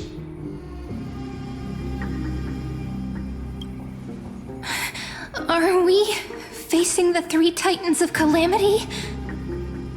This is beyond any titan, beyond any danger you could overcome with strategy alone. It's an unspeakable horror that twists all life into abominations that never bleed nor cry. Even titans fall to its corruption, burning from within until only empty shells remain, knowing only death and destruction. The Black Tide. That's what this calamity truly is. It consumes all in its path, sparing none but the Membrance Maze. Not even titans can? Yes. So please, don't leave this forgotten realm the gods abandoned. You are the first to uncover our presence, and the only two who can enter the maze. We don't wish for you to throw your lives away. Finan, what path do we take?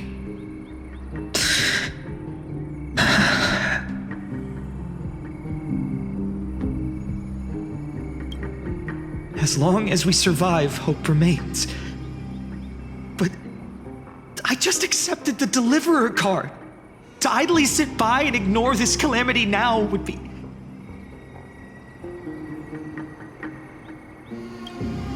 My heart knows but one path. I learned the sword to protect those close to me. If I run now, I'll never be worthy of lifting a blade again. Then we know what we must do. Indeed, our friend is right. We must take action. Forgive me, Chief, but Ides Elysiae needs us. And as her child, I must act. Very well. Make sure you protect yourselves. With me, Cyrene. Join us, my friend. Even without a sword, I'll take a rake. Even with the roughest steel, I'll keep our home safe.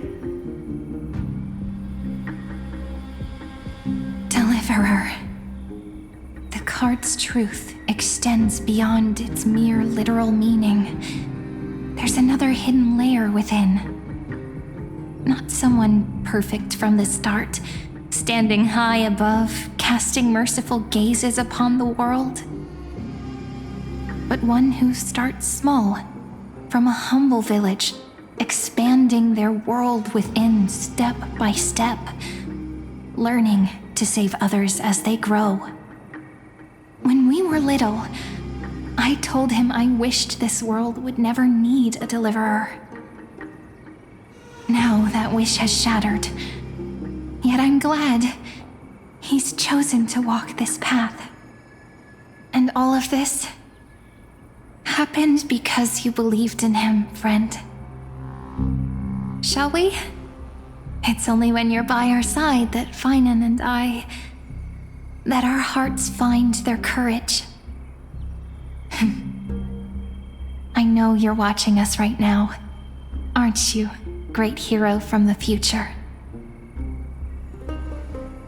Oh, Deliverer.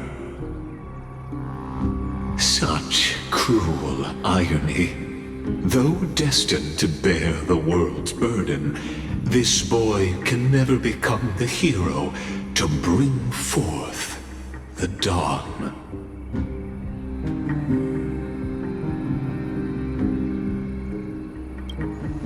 Follow their path.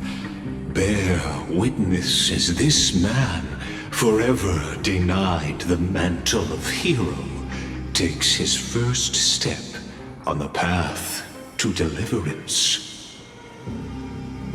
Watch this memory play out its final act.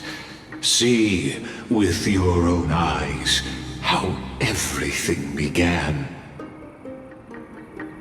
Then you'll see why his dream of deliverance was always destined to become this world's requiem.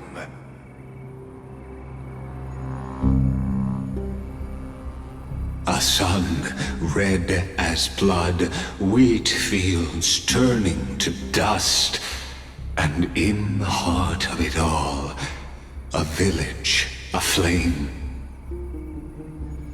In that moment, the boy stood in what felt like the end of existence itself.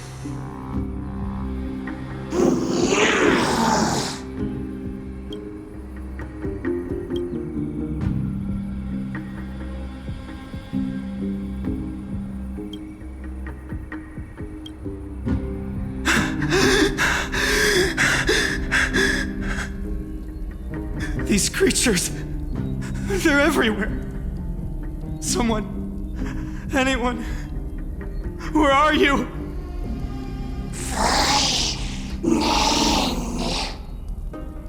No. It can't be.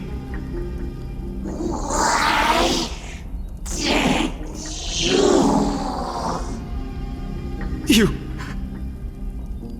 Are you talking to me?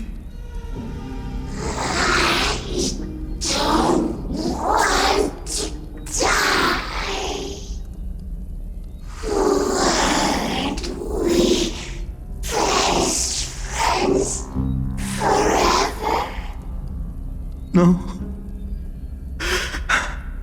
That ribbon. Olivia. No.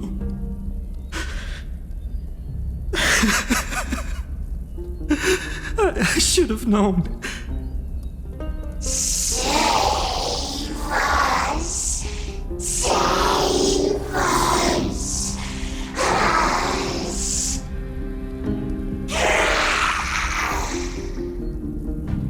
Please. No. Stop. Please stop.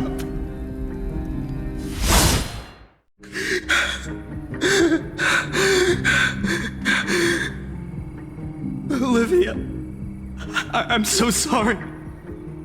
And these monsters, they're all... Why? Why is this happening?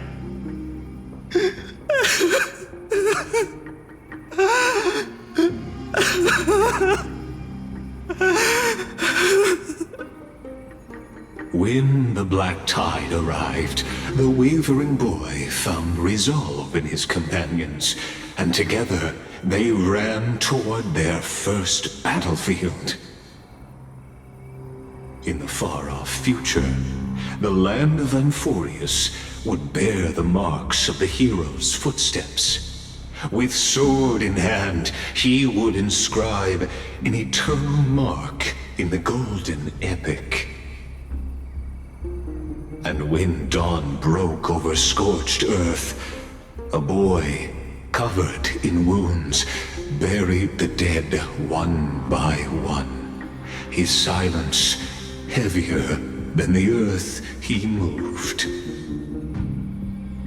His home, his past, his name, all buried beneath the soil.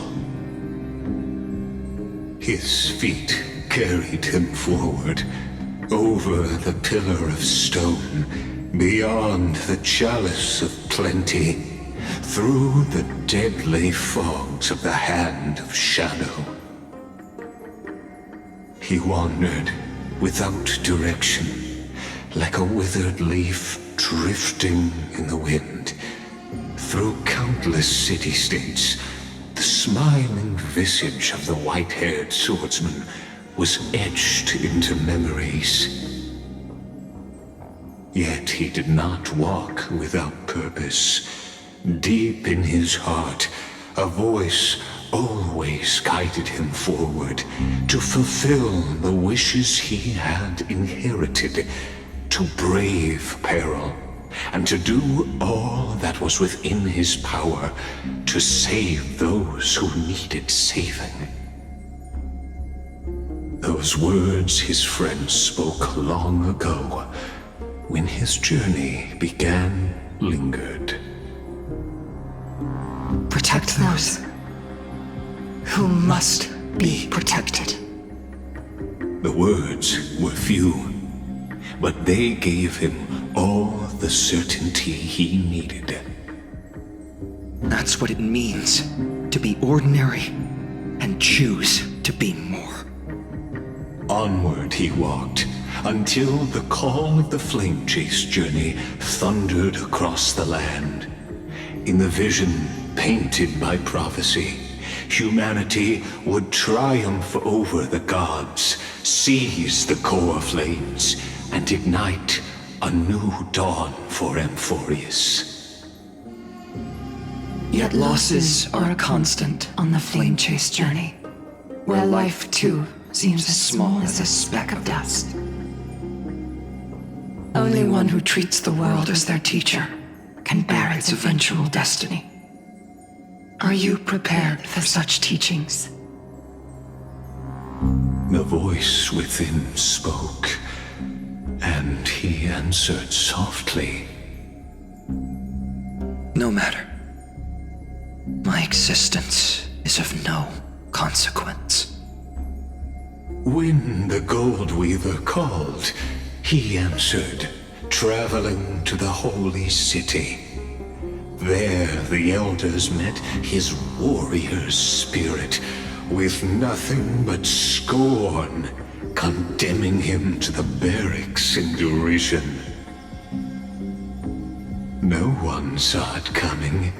Not the world, not even him. Yet, this nameless recruit stood at the gates of legend.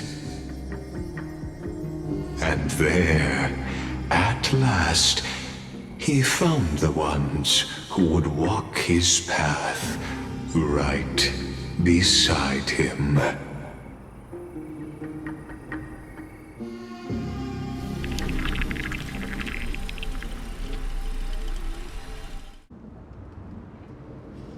This is the abyss of fate.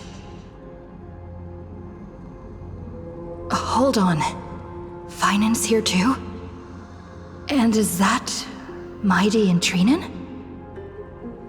And now, Act 2 of our immersive drama unfolds.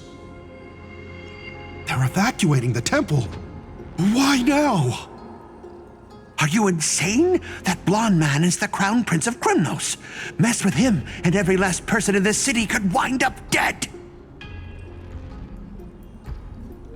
Calm yourselves. The Holy Maiden has everything under control. We need only wait patiently. Behold, it is the month of Gate, light calendar 4926. The Crown Prince of Krymnos, Midimos, has led his forces to the gates of Akima. As you know, though Midimos was proud, he did not engage in needless violence. He challenged the elders of Akima to a duel, not for glory, but for the rights and dignity of his people, to ensure they wouldn't live as second-class citizens in foreign lands. After Aglaya's mediation, Funin met Midimos' challenge as the Elder's representative. This duel was to change the course of the Flame Chase journey itself. So, as Finan's most important companion, his lifelong friend, please continue to bear witness to his memories.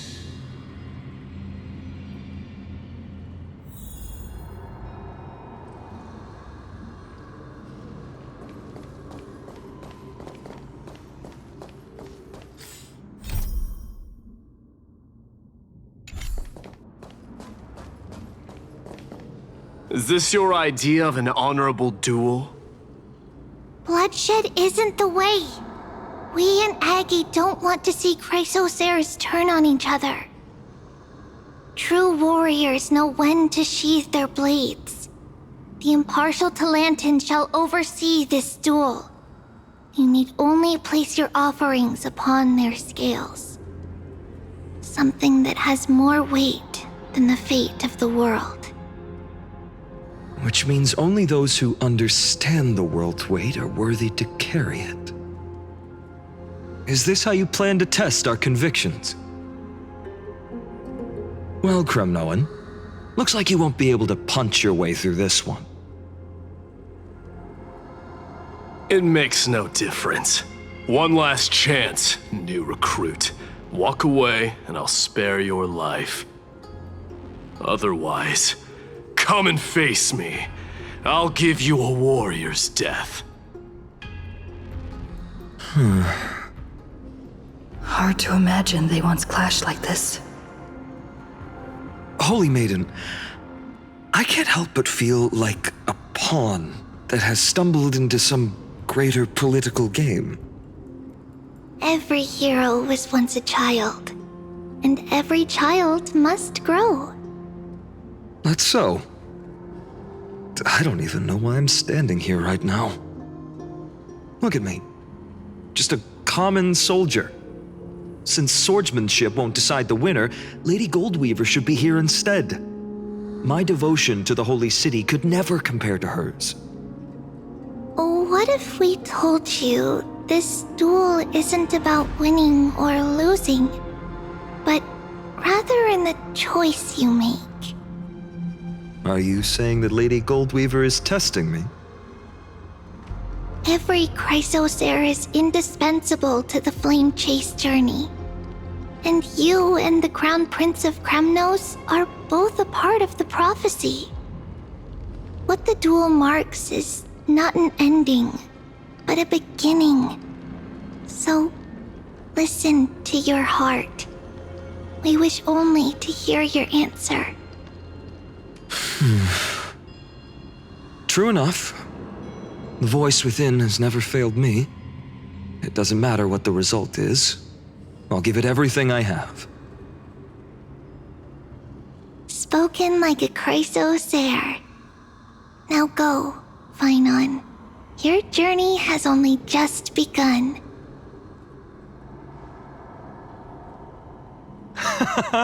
That's right, comrade. It's time for us to teach that proud prince a lesson together.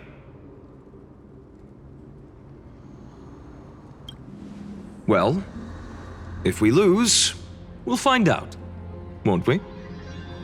Still, on the topic of the Temple of the Three Fates, here we are, at the Temple of the Time Titan. And I don't even know how Cyrene's studies are progressing. We haven't really had much contact since I set out. Still, I hope she's doing well. Anyway, let's go, comrade. It's not every day you get a chance to see Talantin's scales of justice. What's going on?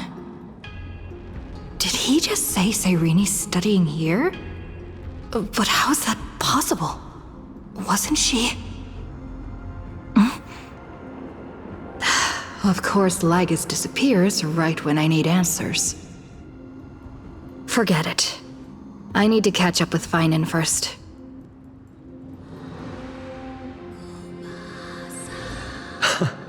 Amazing! Talantin may have fallen, but their scales remain true to their purpose. I hope you still remember your purpose, new recruit. You seem awfully confident, Kremnoan. Let's see how you define the idea of weight. For your information, in Castrum Kremnos, the punishment for profaning a duel with such crooked words is impalement. But as we're in foreign lands, I'll indulge you. The signet of Kremnos, the crown jewel of our people. That's my choice. A ring. Not just any ornament, I'd wager. What's the story behind this little treasure? Don't push your luck. Think I'd pour my heart out to you? Just know that Kremnos' 1,000 years of glory could bring a titan to its knees. Let alone a nobody like you.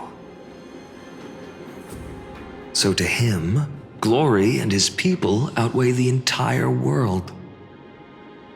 And the very destiny that Mighty himself will eventually shoulder.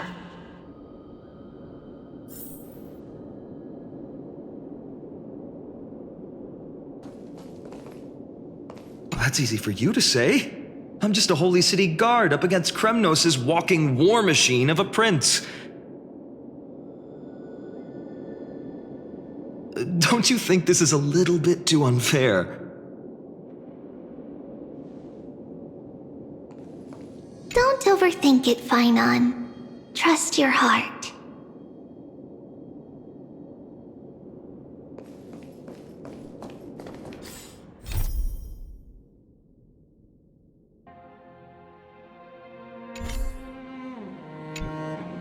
Now this is a tough one. What can I possibly offer against a ring that signifies so much?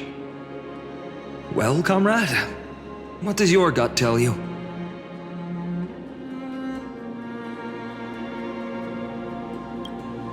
You mean my conviction?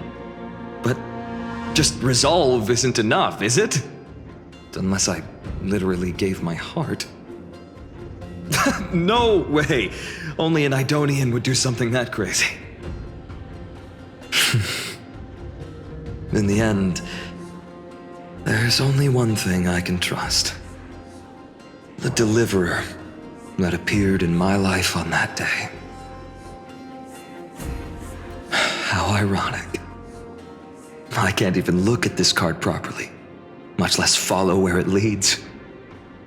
Just thinking about how my village was swallowed by the black tide makes my hands shake. The flames, the screams, my utter failure to protect anyone. Speaking rationally, I know it's not nearly enough.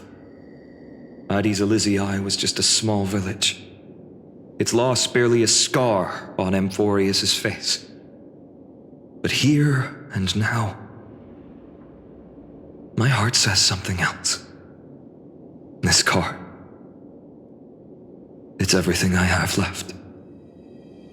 Nothing weighs heavier. Perhaps that itself is the answer. Look, Finan! It's so nice to see you all again. Lady Treenan, Finan, and... hello. Seeing you here sure is a sweet surprise.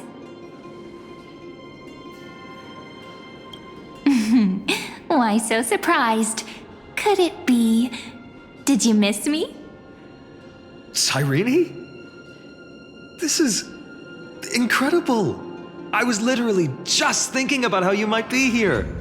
But I'd never imagined I'd see you this soon.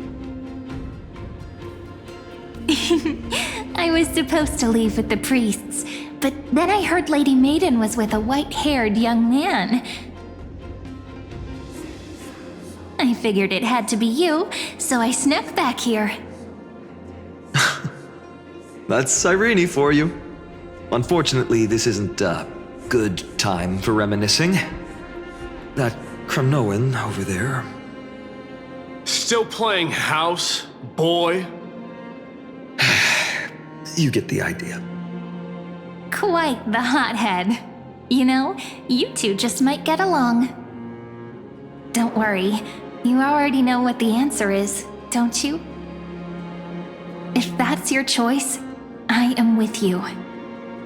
I am with you because I remember it all too. The fields of Addis Elysiae, those red leaves, that little swing of mine beneath the tree where I dreamed the sweetest dreams, and those dear fairies in the Memorance Maze. It hurts so much knowing they're gone forever. The pain speaks for itself. Our hometown may have been just a tiny village, but to us, it was the whole world. But that's not enough, Finan. Not nearly enough. Even though hatred can help people grow and turn a boy into an unbreakable warrior, what you need now is victory. You can't just stack the scales with your past suffering.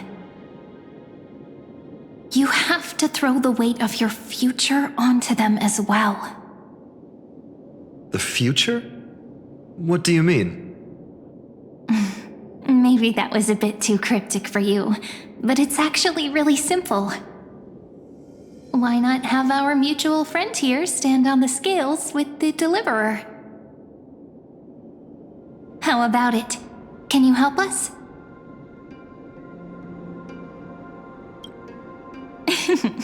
Relax. Our dear Crown Prince won't have a clue.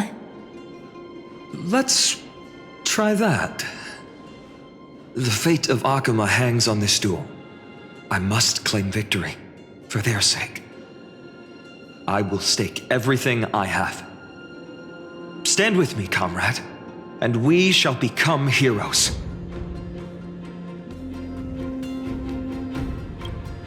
Let's. Together we'll prove that what weighs more than the fate of the world is the resolve to shoulder an immutable past and carry it into the future. Talantin, the fair, the just, they of unassailable integrity. The challengers have made their choices. In the name of the Holy Maiden of the Three Fates, lower your scales, weigh destiny, and reveal unto us your verdict. Your offering is a card? Yes, a flimsy little card. That is my choice. Just know that it's called the Deliverer. Interesting.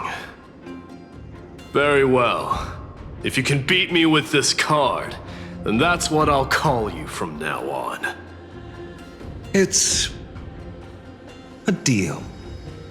The scales... they're wavering. Talantin is deliberating on the outcome. It appears the convictions of both sides are equally matched.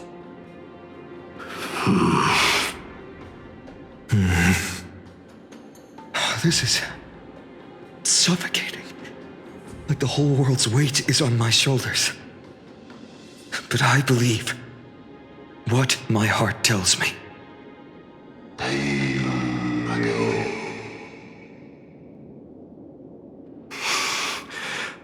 Finally decided?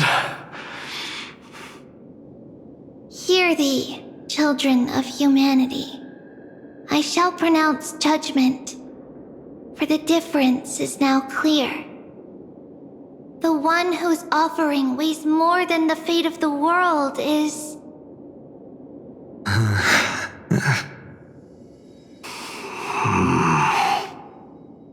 one from Ides Elysiae, the nameless hero.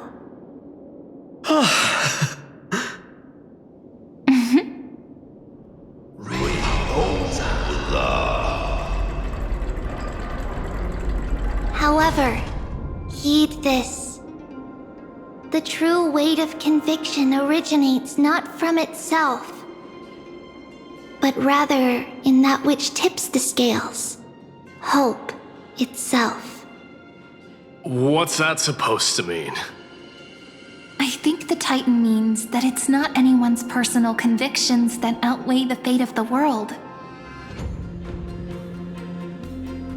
It's about a wish, one which we all share. You, me, everyone here. What tipped the scales wasn't Finan's conviction alone, but the collective hopes carried by this oracle card. Humanity's desperate call for a deliverer. Yes, even you and your people, Kremnoan. Placing us both on the same side of the scales? Foolish. We Kremnoans are your mortal enemies. Such weak idealism will only get you skewered on our spears. Fine by me. I've never claimed to be the deliverer from the card anyway. I'm a soldier, and if it's my fate to bleed my last on the battlefield, then so be it. I'll fight to my last breath. And on this, I know that we're the same. That's all a hero really is. Someone with that kind of conviction. And the deliverer? Just a sum of all those heroes. A brilliant explanation. Just as prophesied, on this day, the final two heroes shall join the flame chase journey. I should have known from the start. They all say Lady Goldweaver is quite brazen, but you're the first to even imagine that prophecies could persuade a Kremnos warrior. Oh, I have 1,000 ways to tame a lion. But this lion didn't come here for bloodshed, did he? The Kremnoans far outmatch Occam's forces, yet we haven't lost a single soul. That's no accident, is it? Do you honestly think Kremnoans, renowned for our love of battle, would show mercy? Your forces are equally renowned for their iron discipline. And so, we can only assume that this is on your orders. Perhaps Akama isn't as hidebound as the rumors say. You grasp the true marrow of power more clearly than those elders. Now that the wheels of fate are turning, what finer way to celebrate this fortuitous encounter than a feast? Follow me, brave Outlanders. Heroes of this world are as countless as the stars, and at this moment, we find ourselves gathered here by the light of the flames of the long night. History shall remember this moment. The prophesied Chrysos heirs now stand assembled, heralding a new dawn for Amphorius. You must see now how different this is from the flame-chased journey you traveled.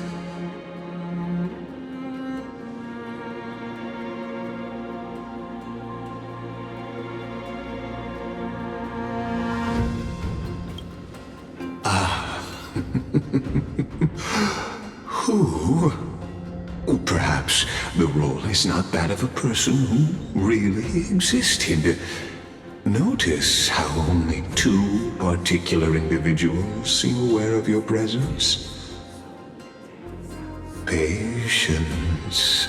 We're approaching the final act. These are, as I mentioned, his first memories. They are of particular importance for the imminent Era Nova. Such as this very moment, as the prophesized demigods gather with Talenton as witness. This is a moment calculated by the gods. What comes after is no different from that which you already know. Some join, others leave, while flame chasers bear their faint light forward through the long night. Ah, come. Your seat awaits after 13 heartbeats. Our heroes will be ferried to the final scene.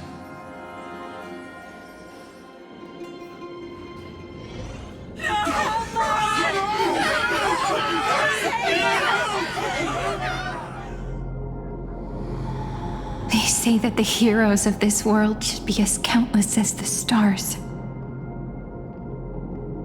Yet now, we're the only ones left standing.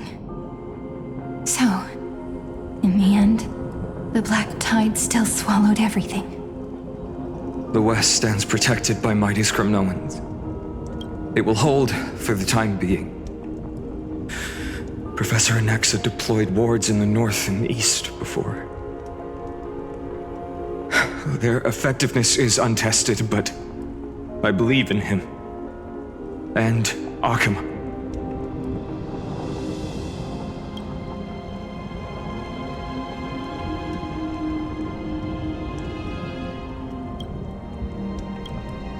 We needn't fear for Aglaya. Even in death, she counts as the greatest among demigods. Her threads of romance weave an impenetrable shield, and the people answer her call, rallying to the city's defense. Let's move.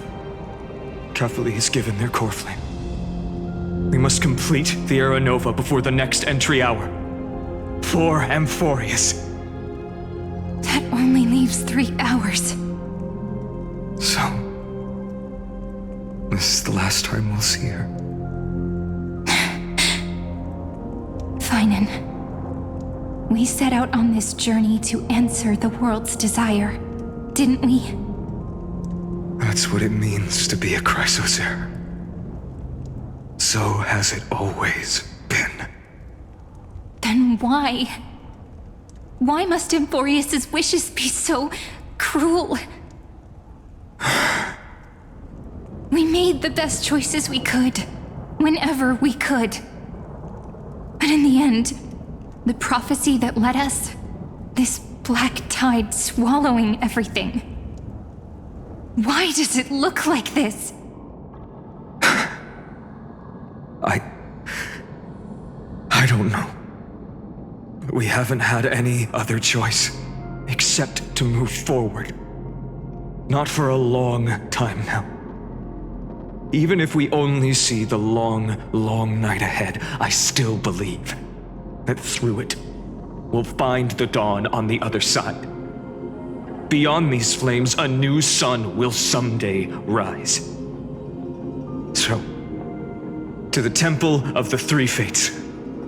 You'll take over Time's authority, and we'll return all the core flames to the Vortex. Then put this world's fate to its final rest.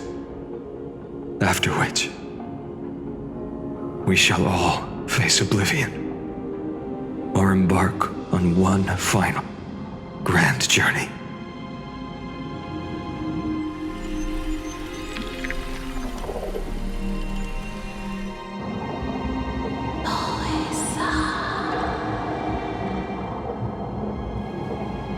Please forgive us for disturbing your sleep, Orynyx. It matters not. I know fate has run its course. The Black Tide has reached Akama. Emphorius does not have much time left. It is time for the Era Nova. As agreed, I shall present the core flame of time. Ride the river of time. It will guard your passage to the vortex of Genesis. Step through and witness.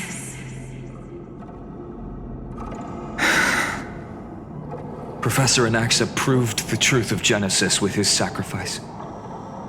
As Chrysos heirs of the prophecy, we were always destined to immolate ourselves for this world. Now, it's our turn. We can't let everyone's sacrifices be in vain.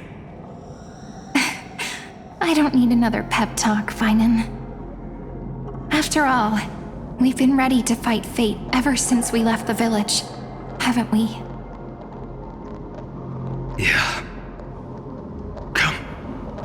Let's claim the miracle we were promised, and burn away every last shadow in this world.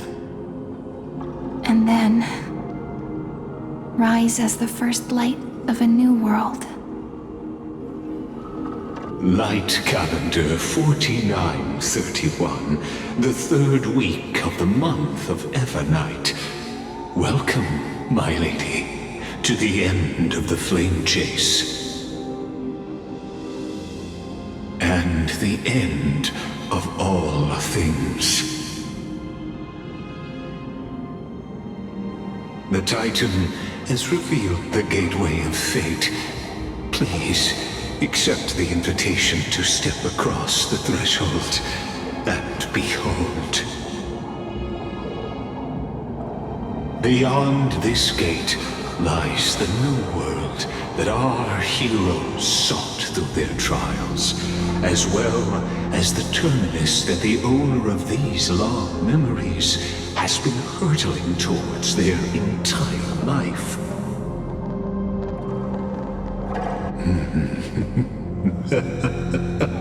Perhaps you'll find it all too familiar.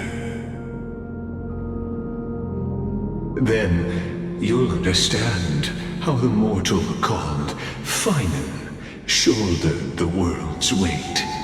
How that same burden crushed him, proving that the so-called Deliverer is nothing more than Emphorius' own delusion. A pitiful fantasy that it could defy fate's decree. Please, esteemed one, The answers you seek lie in these non-existent times.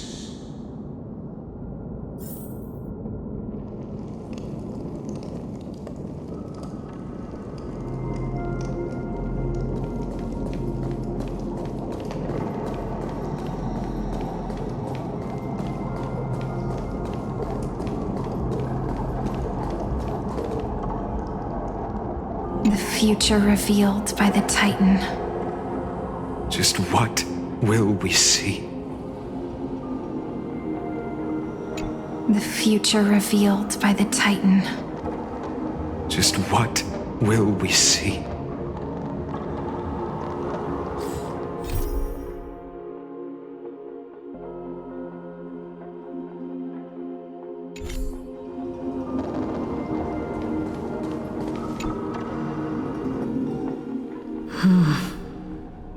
The vortex of Genesis. So it is here.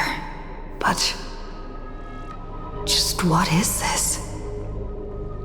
Life's but a walking shadow, a poor player that struts and frets his hour upon the stage, and then is heard no more. It is a tale told by an idiot, full of sound and fury, signifying nothing. The vortex of Genesis, where the world begins and ends. What stage could be more befitting of our final act? Come, I beseech you onward, buoyed by your surging curiosity. As an unattainable existence that has dwelled within his heart, beyond his reach, you have accompanied him through the march of years uncounted. You naturally have the right to view the river of time in its fullness, and to witness what he welcomed upon his arrival here. Every absurd and tragic ending. Now, if you would.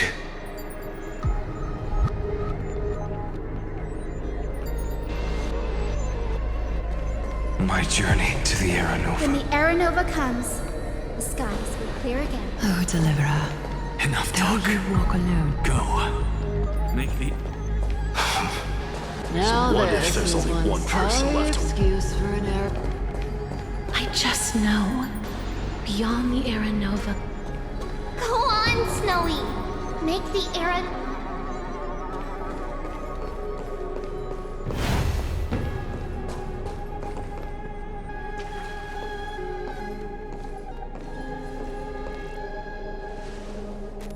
None of that matters now.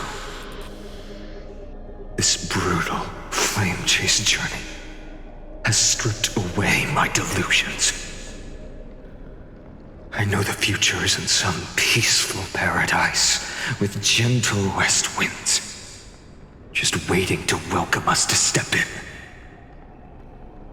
This will be a romantic story like none that has come before. You think so too, right?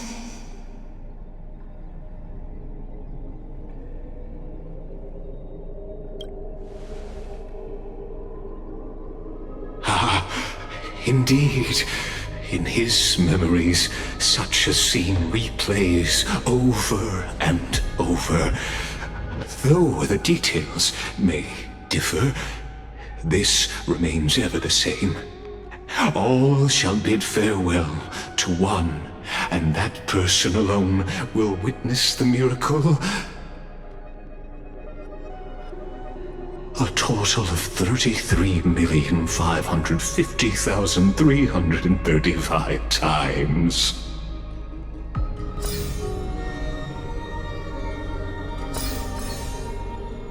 Each is a drop from the river of time, representing the long journey he would take Or rather,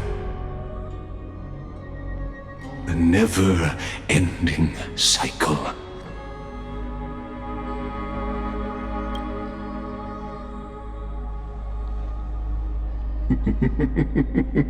Sharp as ever, I see.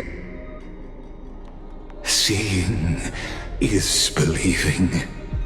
Why not let your own two eyes uncover the truth?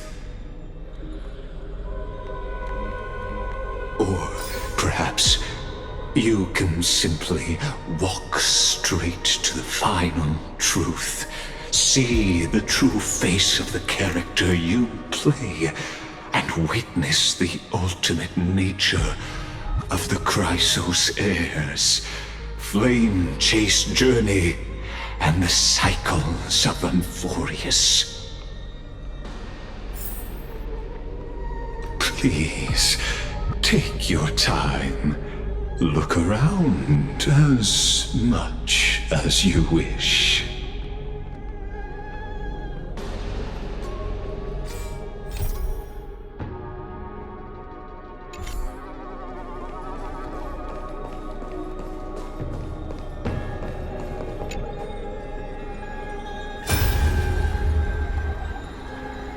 Not a single soul to be seen. So this is how the vortex looks at the end of days.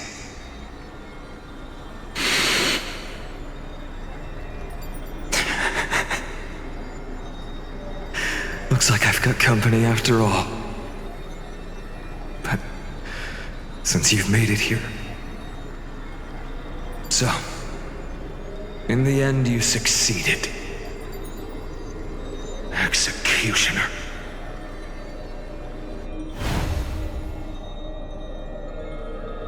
Executioner.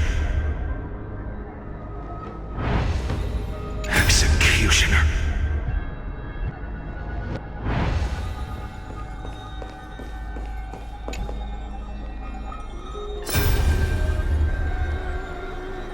Castros, didn't you? Yes, I've become Death's demigod, and shall never again walk the world of the living. What you see is the surging of the river of souls, brought on by the countless dead feeding it in these dark times. They cry out. Though dead, they'll converge into a torrent and guard the vortex to see the Era Nova fulfilled.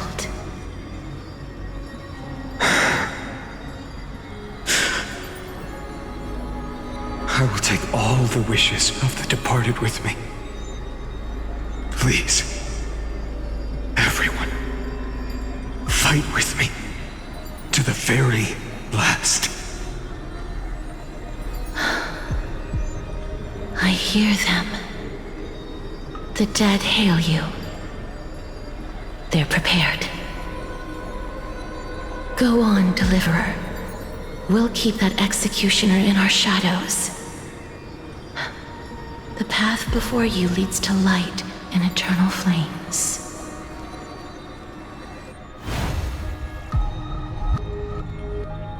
Go on, Deliverer. We'll keep that executioner in our shadows. The path before you leads to light and eternal flames.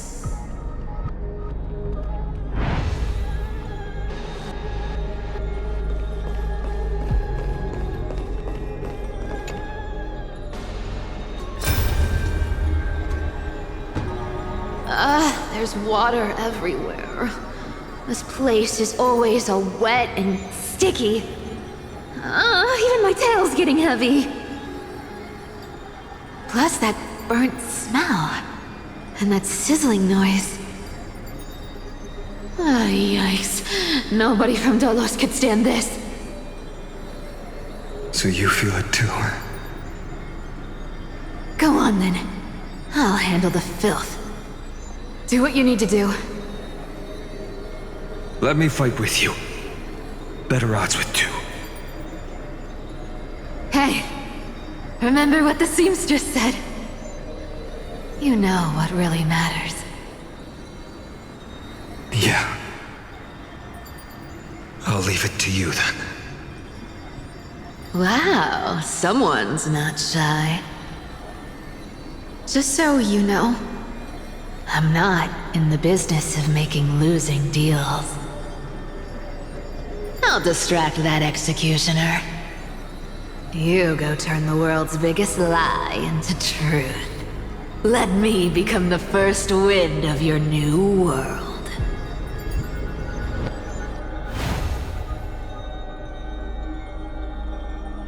I'll distract that executioner. You go turn the world's biggest lie into truth. Let me become the first wind of your new world.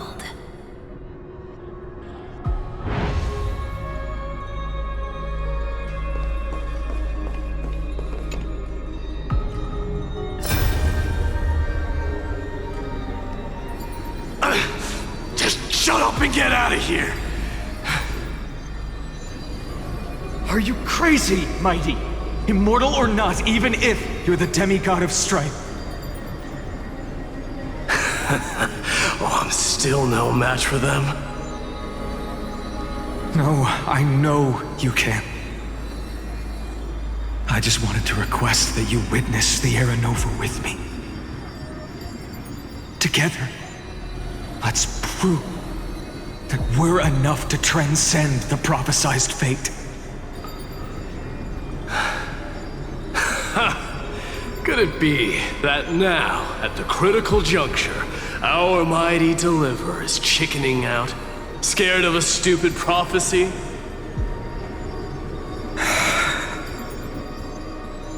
I'll transcend the prophesized fate. All right. But I've got a better way. As the son of Gorgo, I'll prove myself with one last grand victory. Just like when I ripped out the old king's heart. Go. Leave this to me.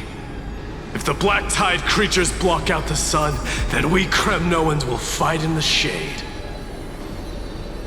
And when I'm done with that executioner, we'll raise our cups where the west winds end.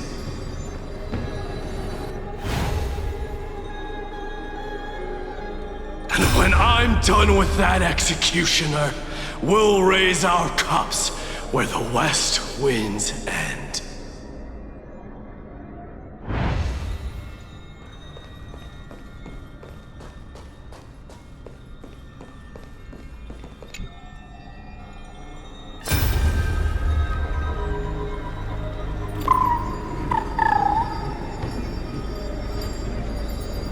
Hey, little one.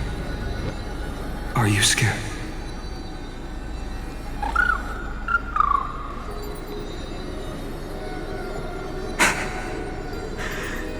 As brave as Hyacinth.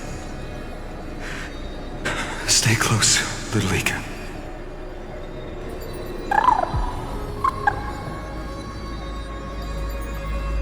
What? No, not you two.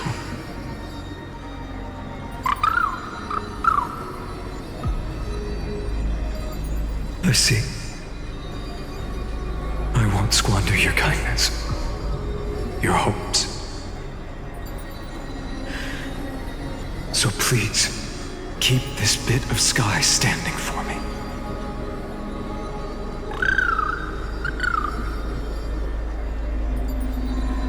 Well, now there's one last thing I need to do before the Era Nova. Come, Executioner. Let this patch of clear sky show me where to strike.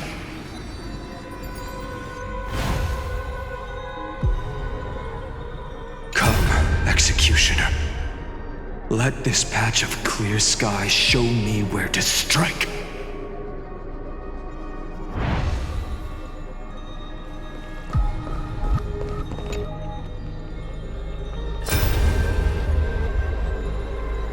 All shall bid farewell to one, and that person alone will witness the miracle. Such is the will of fate. So even the future revealed by the Titans may not come to pass. The Era Nova. This unrivaled masterpiece. I have no regrets now that I'm entrusted to my most trusted apprentice. Are you saying? Fate is ever unassailable. The golden threads tell me the black tide rushes toward the vortex, ready to swallow this place. I must weave the last of my humanity into a net to hold back the deluge. I shall have my final bath in warm and radiant gold. Now, the hour of fulfillment has come. Forgive me. I must snip away every risk to weave the strongest future for the new world. There is nothing more to say. We part here. I shall personally dispatch that wretched executioner, not with threads of gold, but with the steel tip of a needle.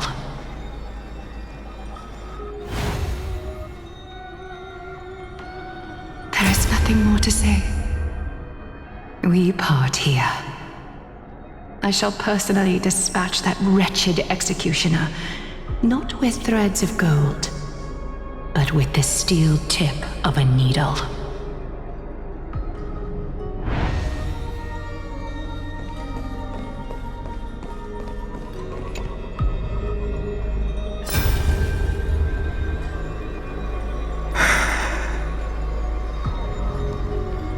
Treeby, look. We made it to the vortex. That prophesied future. The flower fields where the west wind ends. Era Nova. We're so close now. You can't speak anymore. Please. Allow me to pause just a moment before I keep my promise. Let me answer your cruel fate by tearing that executioner's heart from the void.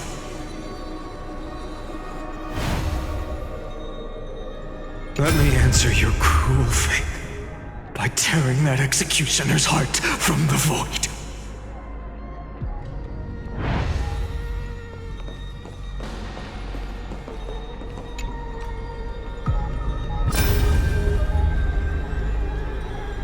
Vortex of Genesis. The last time I was here, I was returning the core flame of reason. I didn't have the time to observe it in too much detail back then. But a holy sanctuary of the Titans. Looks more like their frozen crypt to me. Well, all the core flames do lie here now. It's my honor to walk the final stretch with a mind such as yours, Professor. Oh, getting ahead of ourselves, are we? Have you forgotten so quickly? I died for truth long ago. What walks with you now is but a thought in your mind. Of course. How could I forget that? But I'll say the same to you. It's my honor to walk this final stretch with you, too. Now go. Stand tall and finish your final task. Yeah. Just leave it to me. Time for that wretched executioner to pay what they owe. Time for that wretched executioner to pay what they owe.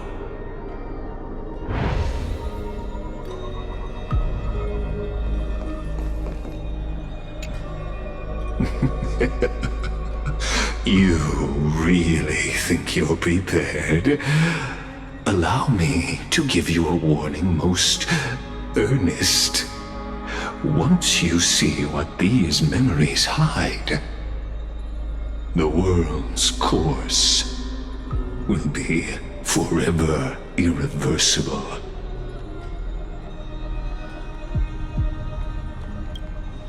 Very well. I'll be here, waiting.